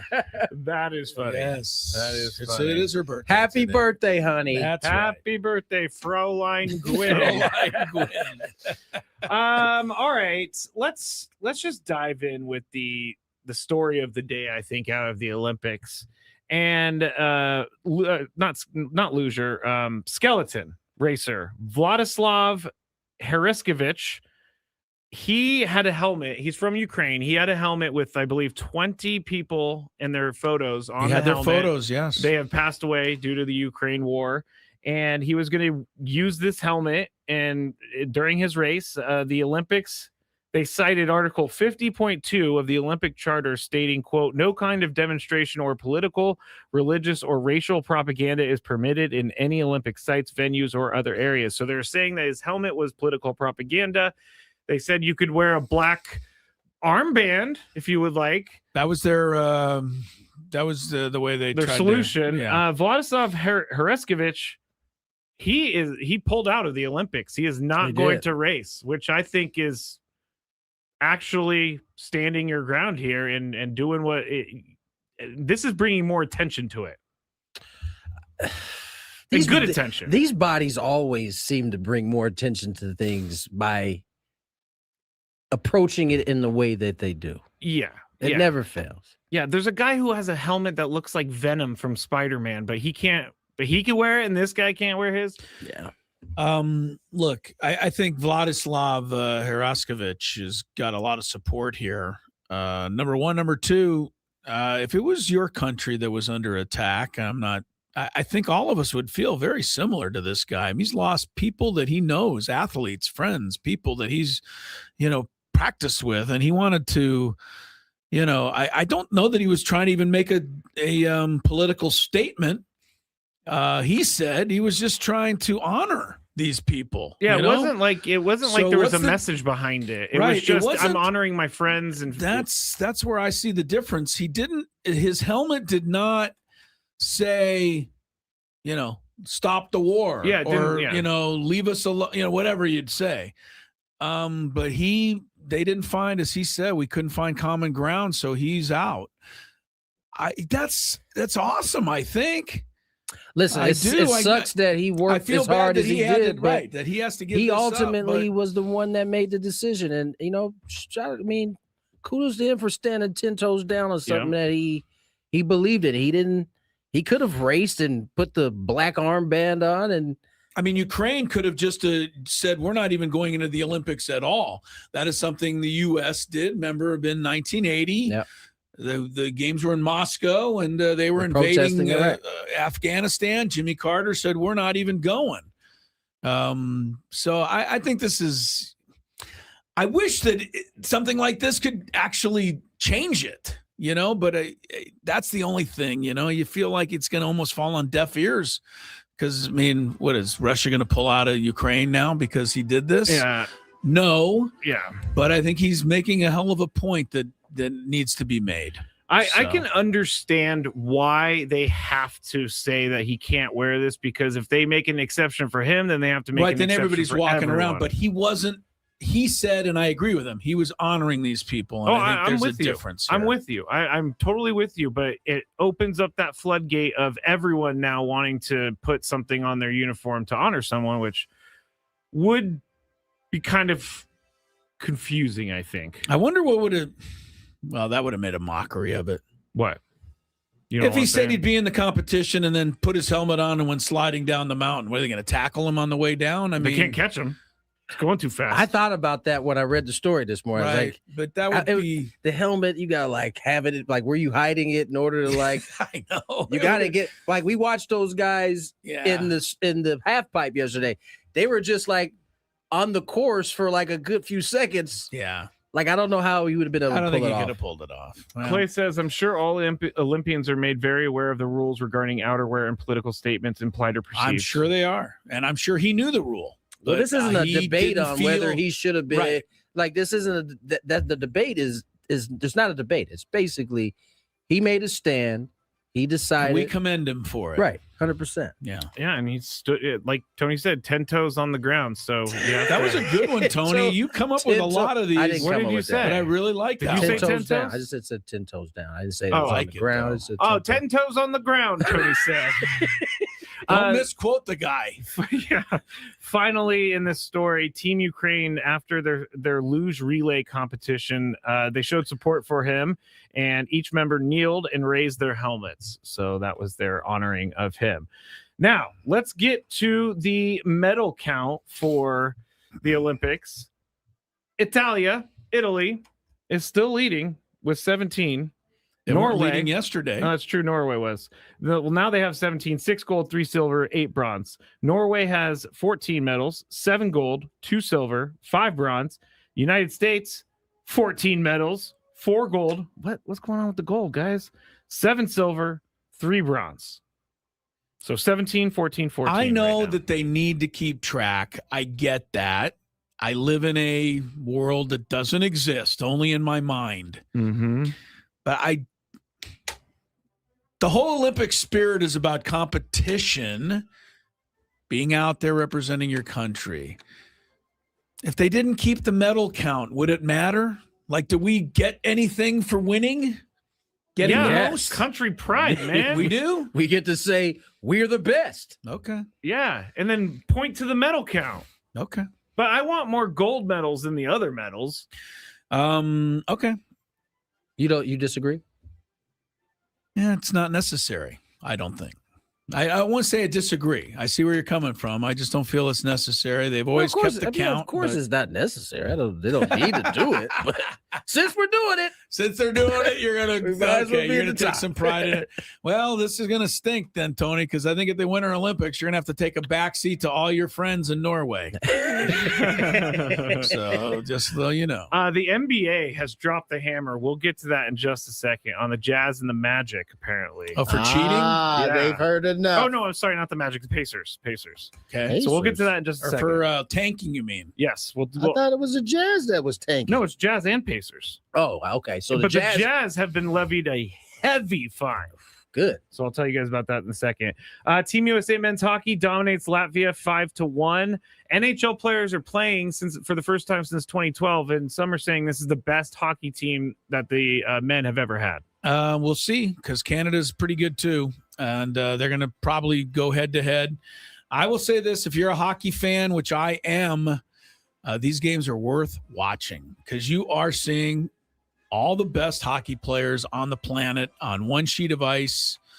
It's pretty good, man, to see Connor McDavid and Crosby and Nathan McKinnon, and then I can go to the American side, some of their players, Austin Matthews, and on and on. I mean, these are really good players if you like hockey. Who was on the screen earlier? Was that USA on the screen earlier we had on? Yes. Against Latvia? It was USA had a big team. Just even the goalie seemed like he was hella big. They're big and they're fast, and man, their skill is, I mean, to me, you watch an NHL game, right? You get the top 2 or 3 cream of the crop guys. Yep. But in one of these games, they're all out there. So it's pretty fun to watch if you're at all into hockey.